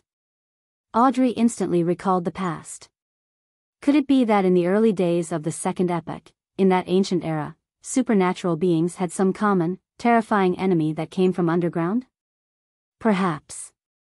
Klein couldn't give an affirmative answer, so he took the opportunity to say, "It might also be like the many predictions of the apocalypse which state that the danger comes from the cosmos." Yeah. Audrey and Leonard didn't know much about such matters, so they couldn't discuss this matter too deeply. Let's end it here for today. After we have a preliminary understanding of the situation, we will try to experiment on the murals. Also, remember to keep this a secret. Klein shot a look at Leonard and said, "Oh, after you return, pray to Mr. Fool and request that he be the witness to our vows to not divulge each other's secrets." Audrey didn't object and added, "I'll use hypnosis here to forget certain matters here to prevent myself from remembering it when I return." Chapter 1074 The answer to questions. After Audrey and Leonard left the gray fog, Klein didn't immediately return to the real world. He was still sitting on the high-back chair that belonged to the world, silent for more than 10 seconds. Then, he beckoned for an item. It was a heart that was the size of a child's fist, one that full of grayish-white wrinkles, a manipulator's Beyonder characteristic. Holding the Beyonder characteristic, Klein stood up and walked out of the majestic palace. He entered the depths of the mysterious space above the gray fog and arrived at the staircase of light that seemed to lead to a divine kingdom. Walking along the stairs, he walked up to the floating grayish-white clouds and stood in front of the strange door of light and the hanging transparent cocoons. Klein raised his right hand, lifting the brain-like, heart-like manipulator Beyonder characteristic to his chest and extended his spirituality, hoping to use it. He wanted to see if there were still any subconscious thoughts in the people inside the cocoons. He wanted to see if they had put together a miniature sea of collective subconscious. If that happened, he planned to use Vin Rambise's manipulator Beyonder characteristic to enter the consciousness and check on the psyche branding to figure out what the people who had been hanging above the door of light had experienced before their transmigration. He wanted to know if they sensed anything during that long slumber. This was the inspiration that the expedition today gave him. Of course, the Beyonder characteristic left behind by Vin Rambis might not be able to help Klein do what he wanted. It was because it hadn't been made into a mystical item, and it was very difficult to use effectively. In an instant, the grayish-white and wrinkled heart in Klein's hand started to beat slowly as it emitted thumping sounds. Klein then heard the synchronized heartbeats among the transparent cocoons. Thump. Thump. This meant that the people inside were still alive, only in a certain state of slumber. In Klein's vision, their figures gradually evolved into several blurry islands beneath them. This represented their consciousness. However, these spiritual islands were also trapped within transparent cocoons, separating them from the prying eyes of the outside world. Similarly, they were unable to integrate and create a sea of collective subconscious. Unless the cocoon is destroyed, there's no way to bypass them and enter the corresponding mind world. Klein muttered to himself and lowered the hand holding the manipulator Beyonder characteristic. After a few seconds, he sighed deeply and turned around to leave. In Empress Borough, the opulent villa of Earl Hall. With the silk blanket over her, Audrey, who was sleeping soundly with her eyes closed, suddenly opened her eyes. She then sat up, moved to the side of the bed, and prayed sincerely to Mr. Fool, asking him to witness her vow to secrecy. After she was done with this matter, she pulled a pillow over and placed it behind her waist, reminiscing over the experiences that she had yet to forget during the exploration. The history of ancient times is really interesting and terrifying. Mr. Starr's performance is similar to my usual observations of him. He's more carefree and casual, and his thoughts easily wander in an uncontrollable manner. Yet, there are matters where he shows his experience and acuity. He's rather reliable. This isn't a contradiction, as many people have such mixed layers to themselves. Mr. World is indeed a gentle person. He doesn't seem to wear much of an expression on his face, but he's secretly inwardly muttering something to himself all the time. His mental conversations with Mr. Starr can practically be adapted into a play. People call him a crazy adventurer who doesn't care about his surroundings, one that directly draws his gun to shoot when he sees a target. Well, at the last moment, I thought he would attempt to approach the bronze door, but in the end, he fled. No, he broke away so decisively. Audrey's lips slowly curled up when she thought of this. Then, she made a conclusion. The facts have proven that, in the mysterious world, unless one has completely lost all sense of rationality or has given up on thinking, there will not be any beyonders who will really do crazy things. One has to be careful and cautious, not seeing things that shouldn't be seen, and not hear things that shouldn't be heard. Audrey, you must remember this. 7 Pinster Street. Leonard returned to his body. He quickly thought of how he should talk to Palaz Zoroast before pretending like nothing had happened and saying in a deep voice, "Old man, I have something to ask you." In his mind, Palaz's slightly aged voice immediately laughed. "You have to remember this. The more you ask, the more I can guess what you did tonight." "It's not like there's anything that needs to be kept a secret," Leonard replied habitually before getting down to the main issue. "Old man, what do you know about the Amon's brother?" "That depends on what you want to know." Palaz Zoroast tossed the question back at Leonard. Leonard thought for a moment and said, "After Amon's brother obtained 0-08, is he only short of the ritual to become a god?" "Probably." Palaz didn't give an affirmative answer. Leonard wasn't too satisfied with this answer.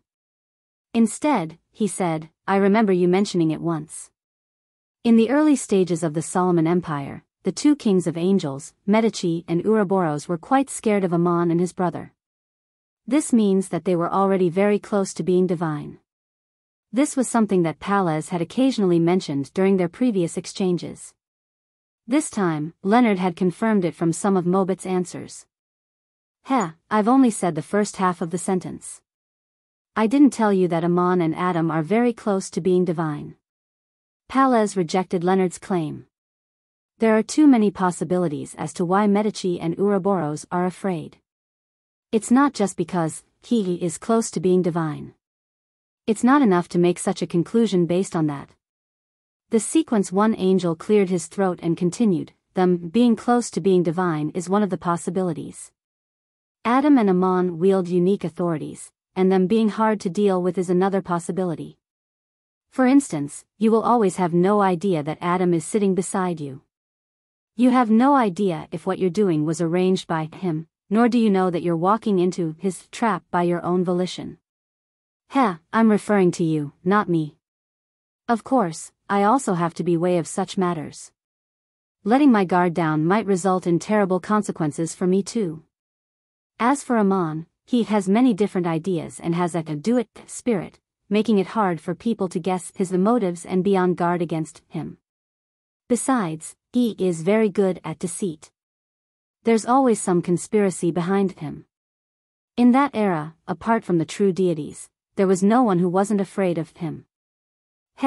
Even true deities had to be wary of him, otherwise, they might have certain authorities stolen by him at some point in time. Leonard nodded indecemably and diverted the topic. "Old man, do you think the spectator pathway is hiding any secrets?" I don't think there are any secrets below the level of angel. I'm not sure of anything above it. Pallas said after pondering for a few seconds. Without waiting for Leonard to respond, he hesitantly added, I heard from Medici that high-level beyonders of the spectator pathway are the hardest to lose control or go crazy, but it's also the easiest to lose control and go crazy. Why?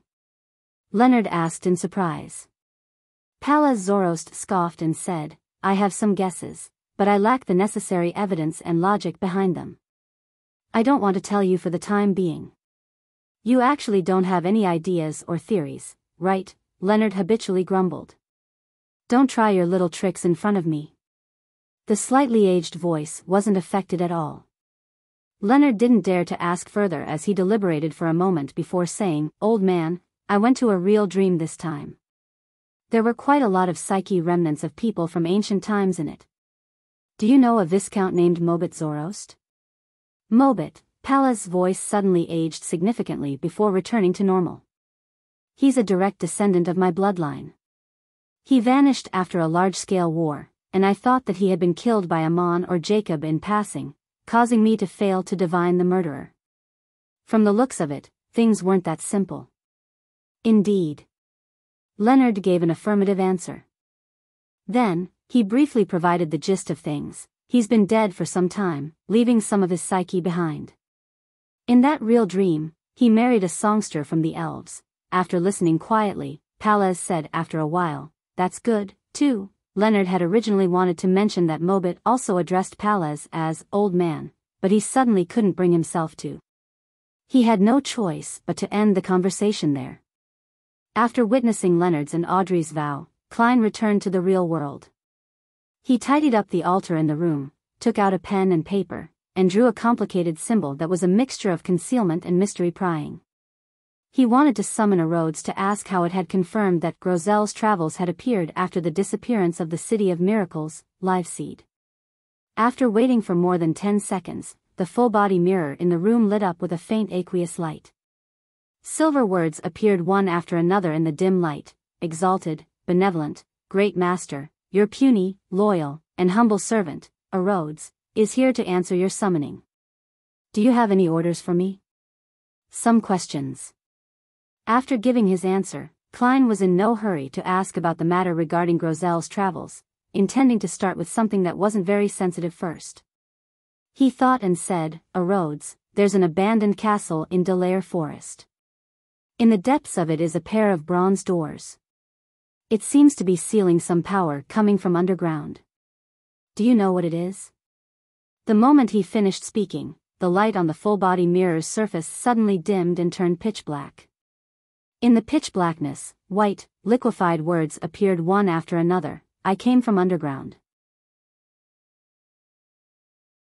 Chapter 1075. No response. I came from underground. Looking at the ghastly white words that appeared on the full-body mirror, a chill suddenly ran down Klein's back. His pupils dilated as he instinctively wanted to switch places with his marionette next door. In the room where the valet was, Enuni, who was lying quietly, had opened his eyes.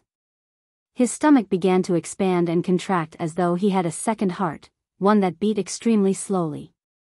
At the same time, the scene of the magic mirror, a Rhodes, answering where it came from flashed through Klein's mind.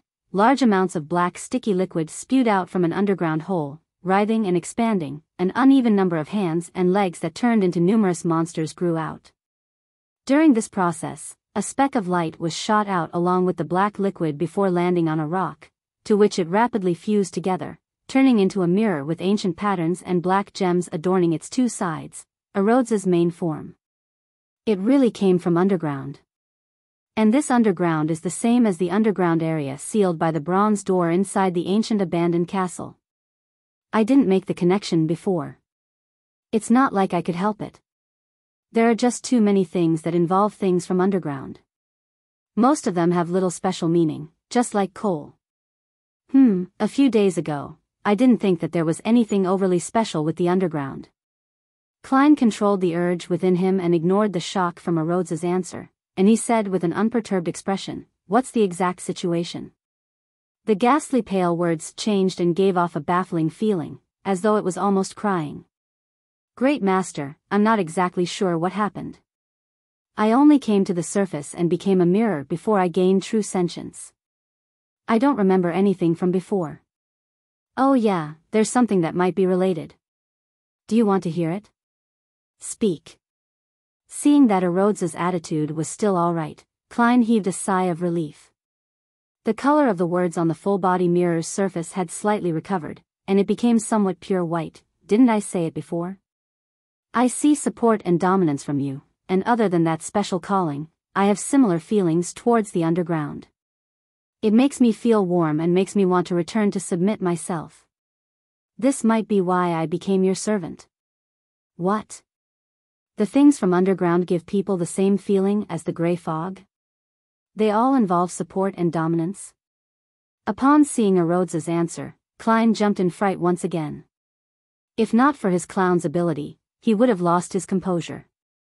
At that moment, he suddenly recalled a Chinese joke he had seen in his previous life and substituted himself into it. What?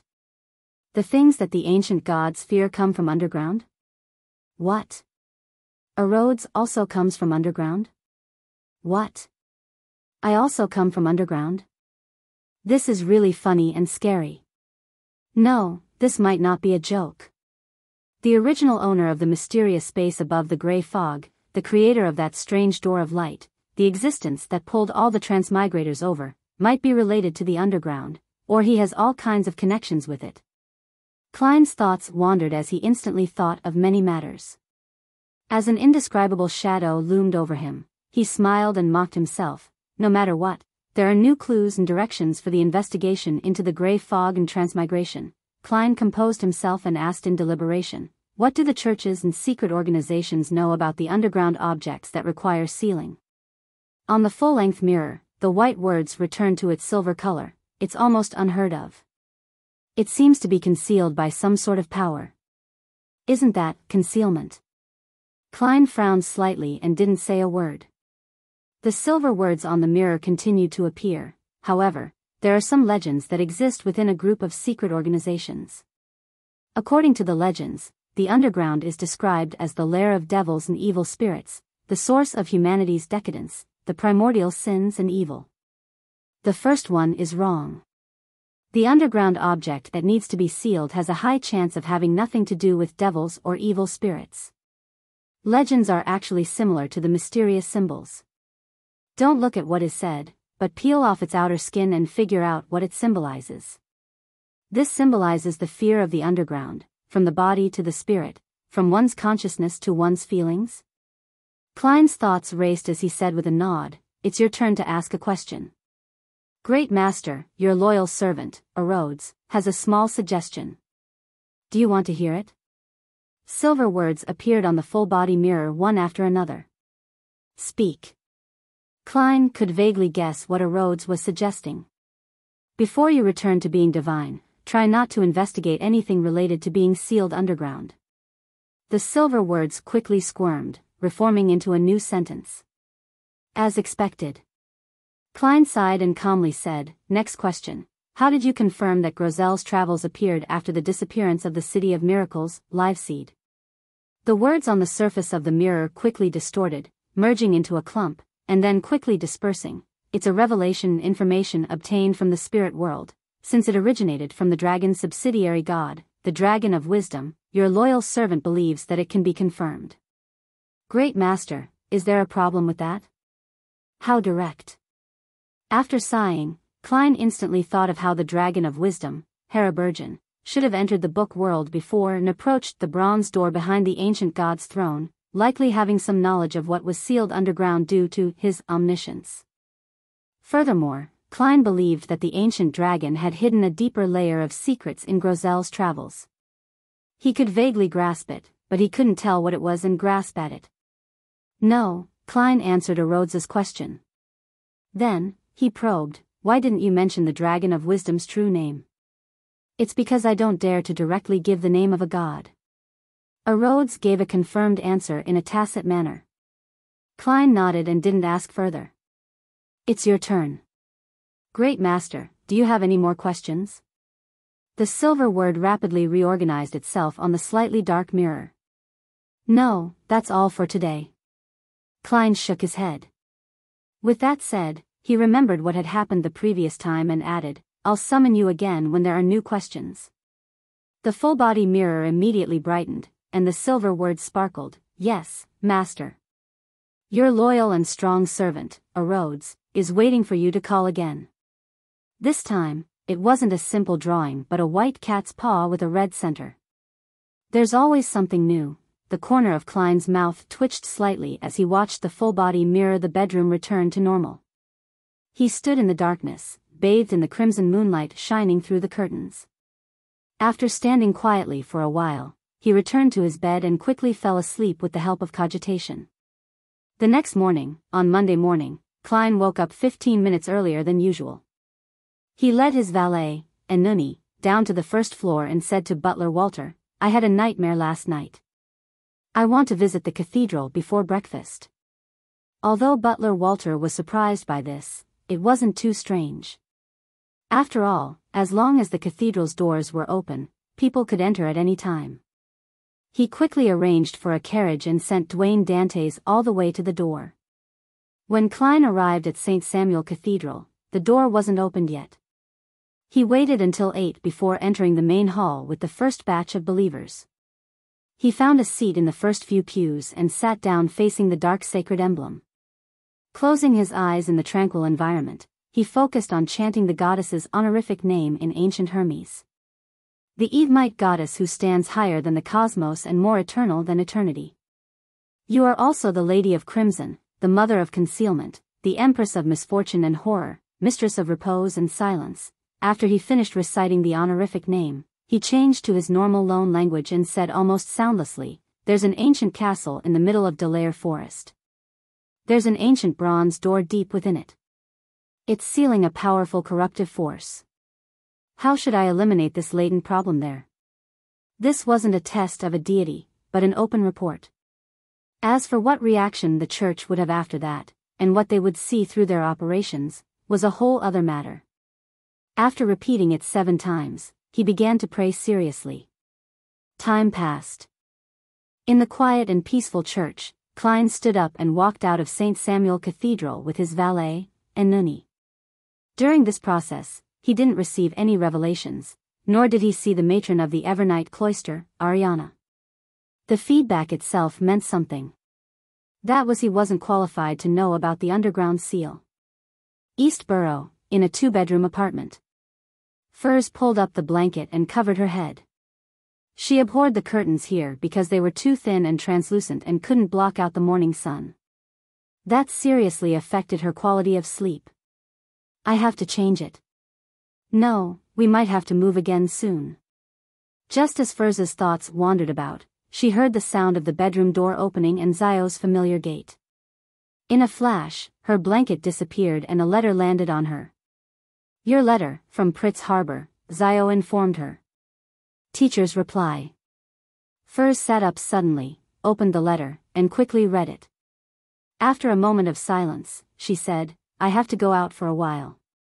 My teacher has already reached Backlund. This letter should have arrived 2 days ago. The letter had a date and address. The postman over here isn't that responsible. Zio glanced at her friend and said, Will you be late? Fortunately, teacher said that he would wait 3 days for me. Furz hurriedly got off the bed and started changing her clothes. She had a feeling that she would be able to understand the Abraham family more deeply this time, and also receive the potion formula of Traveler and some Beyonder ingredients. Chapter 1076 Dorian's Request Outside Room 2016 at the Hat Trick Inn on Sherwood Burrows 22 Hope Street. Furz directly walked through the wall without drawing anyone's attention. Then, she knocked on the door in a rhythm that was previously agreed upon. Not long after, Dorian Gray Abraham, who was dressed in black, with his broad shoulders and thick arms, unlocked the door and turned the doorknob. The gentleman quickly sized up the area and made way for Furz to enter the room. I really didn't expect you to become a scribe so soon. After closing the door, Dorian carefully examined the door's lock before turning around and sighing. Based on the standards of this era, he was considered a middle-aged man, but he was still a Sequence 7 astrologer. He had no hope of advancing yet. His student, Furs Wall, took about a year to go from Sequence 9 to Sequence 6. This comparison between the two made Dorian feel poignant and sad. The Abraham family's bloodline should have been noble and enviable, but now, it was a heavy curse that made him depressed. It's because you taught me well. Although Furs didn't like going out and enjoyed staying at home, she would still be invited by the nobles from time to time. She was a best-selling author who participated in high society's literary salons, so she wasn't clueless as to how to speak. Furthermore, she had indeed obtained quite a bit of help from her teacher, from providing knowledge and money to formulas and ingredients. Dorian looked at her and shook his head with a smile. It's not like you're my only student. As far as I remember, this advancement speed can only be matched by one person. He paused and continued, next up, your target is Sequence 5 Traveler. And I have even higher expectations for you. I hope that you can obtain godhood and become a Sequence 4 secret sorcerer. Of course, I also have a request. When you truly become a demigod, try to pray to a hidden existence and listen to his answer to figure out what he is talking about. This is indeed a bit dangerous, but a Sequence 4 demigod would have sufficient power to withstand it. Without any other elements at play, there shouldn't be any problems. Teacher, is this answer important to you? Although Furs knew what was going on, she still acted curious and puzzled. Dorian fell silent for a few seconds before sighing, it's very important. My parents, my brothers, my sisters, my children, too many people have sacrificed their lives in pursuit of this answer, but to no avail. Don't worry. We paid such a huge price because there's an ancient curse on our family's bloodline, and you aren't related to us by blood. I don't expect to find a way to break the curse through that answer during my generation. However, I hope to know where it originates from and understand the cause of my death. Upon saying this, Dorian took a deep breath and didn't continue. For some reason, Furs could feel the weight of time that had accumulated over 1,000 years, generation after generation, bearing down on her shoulders. She really couldn't imagine how painful it would be for a person's ancestors, parents, brothers, sisters, and children to directly or indirectly die from the same curse. Thinking of how well her teacher had been taking care of her, Furs, who had only received this type of care from her elders, opened her eyes, lowered her head, and nodded. I'll try my best. Dorian held back his feelings and nodded slightly. The most praiseworthy trait of yours is your kindness. Furs felt a little embarrassed as she turned to talk about a phrase the teacher had mentioned. Family? She remembered that her teacher had never told her about the Abraham family. He had claimed that he, Lawrence, and Alyssa were members of a secret organization. In order to differentiate between matters which her teacher had told her and what she had learned at the Tarot Club, Furs had done a serious list of what she should know before she left home, to prevent herself from accidentally revealing information she shouldn't have. Dorian answered simply, in order to solve the curse, everyone in my family joined that organization. He immediately changed the subject. Why did you move out in a hurry this time? I was targeted by official Beyonders. Furs first said a half-truth before complaining a little about the mailman. Dorian didn't say anything else as he stepped away from Furs and set up a ritual. He summoned the music-loving void creature, Malmouth, and he made it spit out 3 items. One was a transparent, nearly illusory crystal, and the second item was a piece of ancient goatskin parchment. The third was a small hunter's backpack. This is a Beyonder characteristic left behind by a traveler. With it, you don't need to gather any additional main ingredients. This is the traveler potion formula. This backpack contains the corresponding supplementary ingredients. If you don't have a good way to preserve them, try your best to finish digesting the scribe potion within half a year. Otherwise, their spirituality will be completely lost. Dorian handed everything over to Furs. Thank you, teacher, Furs said sincerely. Then, she unfurled the goatskin and quickly skimmed through the potion formula before placing her focus on the ritual. Set up special coordinates in 4 completely different spots deep in the spirit world which are all set up extremely far away from each other. The goal of this ritual is? Furs thought for a few seconds and asked her teacher. After consuming the traveler potion, you will wander the spirit world chaotically. When you grasp some degree of initial level over your powers, you will realize that you have lost your way. At that moment, you can use the 4 special coordinates to return to the real world. Otherwise, you will be trapped in the depths of the spirit world for a long time. Not only is it dangerous inside, but it will also assimilate you, making you lose your mind and become a living creature that is attached to the spirit world.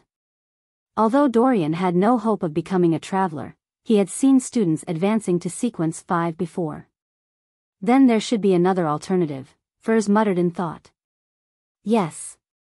Dorian nodded and said, previously, there was something in the organization that could allow people to instantly return to the real world from the spirit world.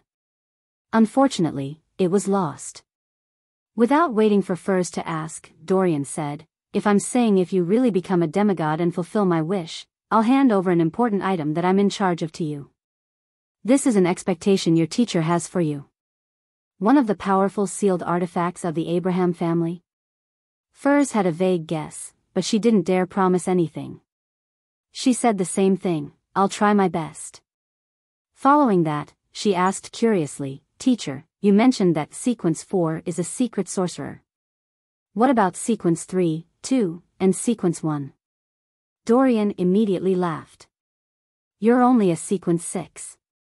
Yes, sequence 3's name is Wanderer. Sequence 2 is Planeswalker, and the sequence 1 potion name is Key of Stars. Heh, it's a good thing that you mentioned this. I actually forgot to organize a list of things to take note of in the spirit world. These are things that must be remembered after becoming a traveler. In that case, I'll stay for another night. You can visit me tomorrow for the documents. As Furs ruminated over the names of the high sequence potions of the apprentice pathway, she agreed. All right, teacher. After settling these matters, Dorian paced back and forth and thought for a moment before instructing. The beyonder characteristics of the same pathway have a certain attraction towards each other. It's not obvious when one's at a low sequence, but the higher the sequence, the stronger it becomes. Sometimes, this kind of attraction isn't something you can directly feel, while also making you unknowingly approach a high sequence beyonder of the same pathway. When you become a traveler, you have to pay attention to this matter. At this point, Dorian paused and said, not many demigods of the apprentice pathway are still alive. Among them, you need to be extra careful of a man named Bodis. He is the saint of secrets from the Aurora Order and, just like Lewis, he's a traitor of our organization. I will give you his portrait tomorrow. Bodis. Furs repeated the name her teacher had mentioned in her mind. At the same time, she had a new understanding about the Aurora Order Oracle, Louis Veen, over the previous chance encounter. Perhaps it wasn't a chance encounter, but the attraction force between beyonder characteristics. Teacher had a sufficiently powerful sealed artifact from the apprentice pathway on him. Furs quickly suppressed this thought and began asking for advice on how to act as a scribe. In the Berg household in the City of Silver, there's actually a path that can bypass the front of the Giant King's court and enter the interior from the Waning Forest and Barren Tunnel. Derek Berg recalled the information he had been shared by Mr. World above the gray fog. This was very important to the City of Silver, as the early-stage explorations after the afternoon town camp had set off implied that the closer they were to the Giant King's court, the stronger the monsters that originated from the darkness were. I have to tell the chief. Derek abruptly stood up and rushed out of his house, heading straight for the spire. As he wished, he saw the chief of the 6-member council, Colin Iliad. He followed Mr. Hanged Man's instructions and said that he had recalled some murals he had seen in the afternoon town's shadow. On it was a secret passage that led into the Giant King's court. Colin Iliad listened quietly without interrupting Derek's narration. Finally, he nodded gently and said, "Good, you did well. What do you want to exchange for this contribution?" A mature mind dragon's complete brain. Derek was prepared. Colin didn't ask why as he thought for a moment and said, "If that secret passage is real, then the value will definitely exceed the complete brain of an adult mind dragon." You can pick something else. Are you interested in the potion formula for a relatively higher sequence of the plantar pathway? This is a question for Mr. Fool. While Derek was enlightened, he said in surprise, do we have a relatively higher sequence potion formula for the planter pathway? He had no recollection of it. Of course. You should remember that the Giant King's queen is the goddess of harvest, but the surrounding areas lack the corresponding beyonder ingredients. There's no rush. You can think about it again. Colin Iliad calmly changed the subject. Are you skilled with your Priest of Light powers? Yes, Derek replied succinctly. Colin was silent for a moment as he looked at the adolescent child before him and said, what kind of saint-level sealed artifact do you want to choose? Chapter 1077 4 Choices. What kind of saint-level sealed artifact do I want to choose? Derek Berg subconsciously considered what he needed. Due to the fact that the sun pathway was rather powerful against the monsters in the darkness, and with Thunder God's roar, he didn't have the desire for sealed artifacts that provided offensive or supportive effects. Instead, the pain from being beaten up while making friends made him subconsciously hope to obtain a mystical item that could provide stronger defensive capabilities. As these thoughts flashed through his mind, Derek suddenly realized that the question wasn't directed at the saint-level sealed artifact he wanted, but which saint-level sealed artifact could be used to exchange for the Creator's cross from Mr. Fool. He hesitated and frankly asked, Your Excellency, do you have any suggestions? Colin glanced at him and left his original position. He slowly walked to the window and turned around. There are 4 sealed artifacts that are relatively suitable for you. The first item is called Sword of Silver Dawn. It was left behind by an elder who died 1300 years ago. With this sword in hand, one can hide their malicious intent in certain actions, effectively interfering with divination and prophecy.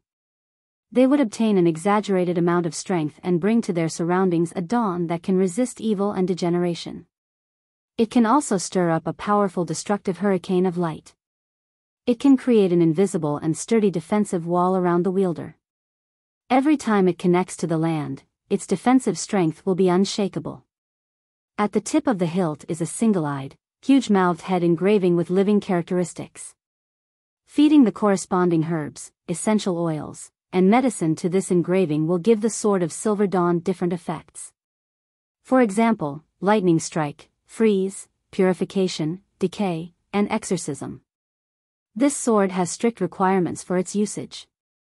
It's impossible to lift up if one isn't at least 180 centimeters tall.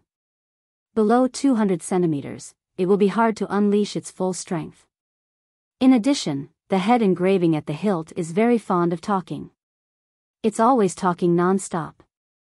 If the wielder doesn't respond, the Sword of Silver Dawn might suddenly give up resisting at a critical moment and even attack its owner. If the wielder is willing to converse with the head engraving, they will be pushed to the edge of madness. This is what I want, a sealed artifact that's good at defense. Derek muttered to himself.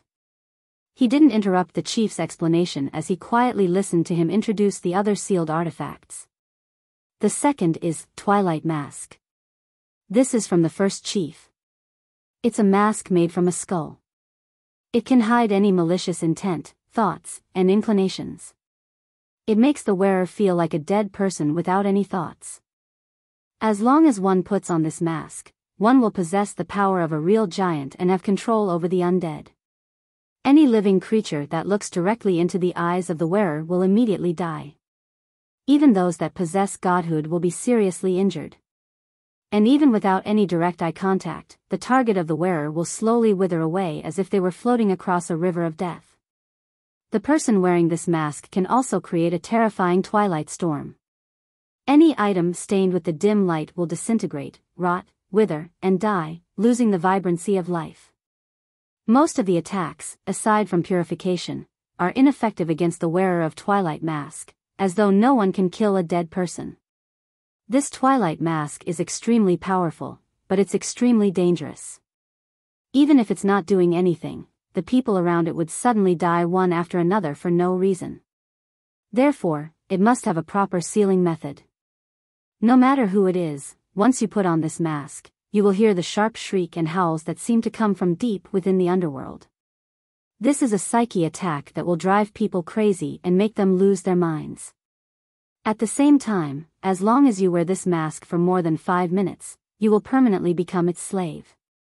This sealed artifact is almost useless. Although it's powerful, it can only be sealed. Only a mighty existence like Mr. Fool can ignore its negative effects. Derek opened his mouth but didn't say a word. Colin Iliad did some recollecting and continued, the third item is called Life's Cane. It can control beyonder creatures with low intelligence and reduce their insanity for a short period of time. It can use incomplete spirits and various materials to complete the ultimate alchemical life. This could create an ordinary human that can exist for a long time.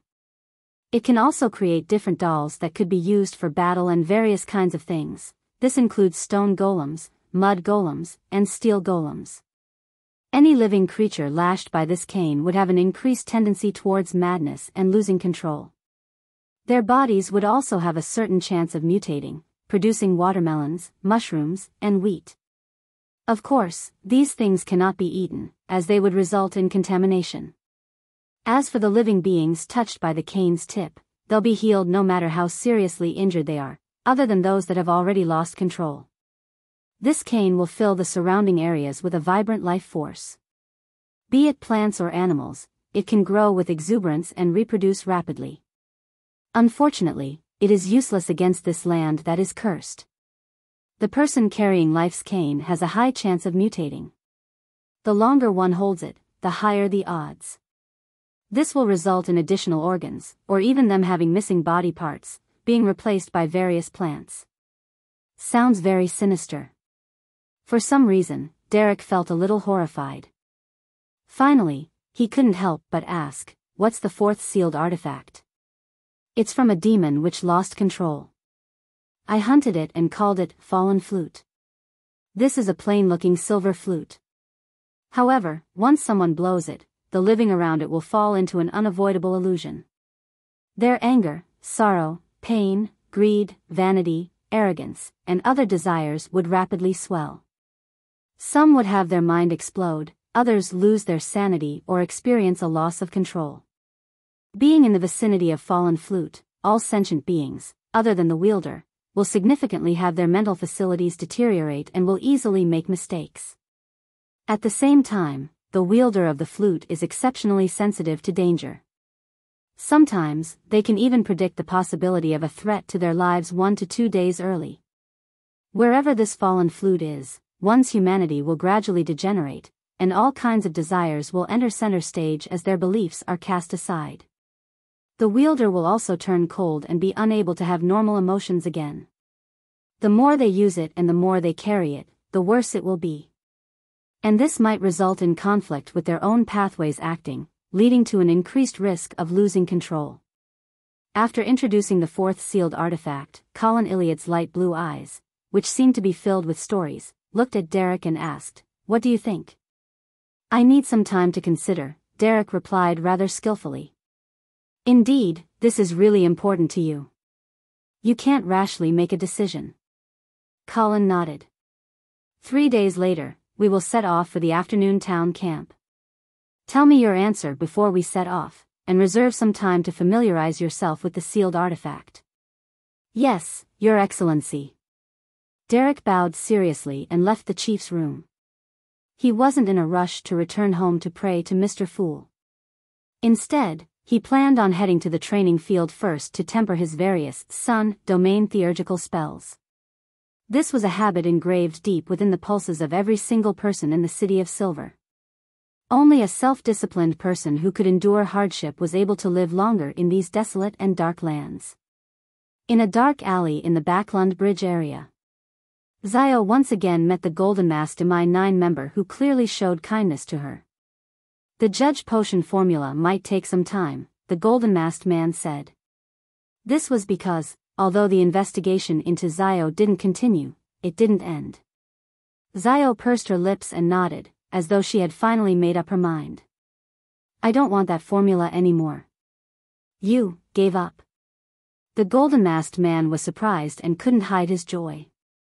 Zio didn't directly answer as she turned her head to the side and said, "I'll exchange all my contributions for cash." After hearing her answer, the The golden-masked man nodded in relief. It's best that you understand. Let bygones be bygones. You, your mother, and brother will have a brand new future. Yes, if your contributions are exchanged for cash, it'll be about £2,000. I'll help you gain more. After that, you can continue being an outer circle member of MI9. Having an official status is very useful for unaffiliated Beyonders. Xiao was silent for a few seconds before her lips quivered. Thank you. She could clearly sense the kindness coming from the man in front of her, so she sincerely thanked him. However, there was no way she was giving up. The reason why she chose cash was because she had already reserved the judged potion formula from the world Gehrman Sparrow. The crazy adventurer had also claimed that the disciplinary paladin potion formula would subsequently follow. At the same time, giving up on the surface could effectively dispel the suspicions of MI9. After briefly explaining the progress of the previous commissions, Xiao bade farewell to the golden-masked man and left the alley. On Tuesday morning, Furs went out early and came to the Hat Trick Inn in Sherwood Borough where she met her teacher, Dorian Gray. This is one of the things to take note of in the spirit world. This is a portrait of Bodhi's. Dorian covered his mouth and yawned before handing a thick stack of paper to Furs. Furs wasn't in a rush to read the documents as she cast her gaze at the portrait. On it was a black-robed man who likely wasn't even 40. His brown hair was slightly curled, but it gave off an unusually firm feeling. His dark eyes seemed to contain countless objects. This is the Saint of Secrets. Furs rubbed her fingers together and used her Trickmaster powers to burn that portrait. Not bad. Very cautious. Dorian nodded approvingly. He then carried his suitcase and said to Furs, I have to return to Pritz Harbor. It will arouse suspicion if I come to Backlund for too long. Furs knew that the situation in Backlund had been tense recently, so she was eager for her teacher to leave as soon as possible. Therefore, she didn't hold him back and watched him leave the room. Then, with the help of door opening, she walked all the way to the alley behind the hotel. Just as she got her bearings and turned into a street, she suddenly saw a man in a black trench coat walking over. The person swept a glance at her before looking away naturally. However, Furs's back muscles tensed up. Her eyes reflected the other person's appearance, a man who likely wasn't even 40.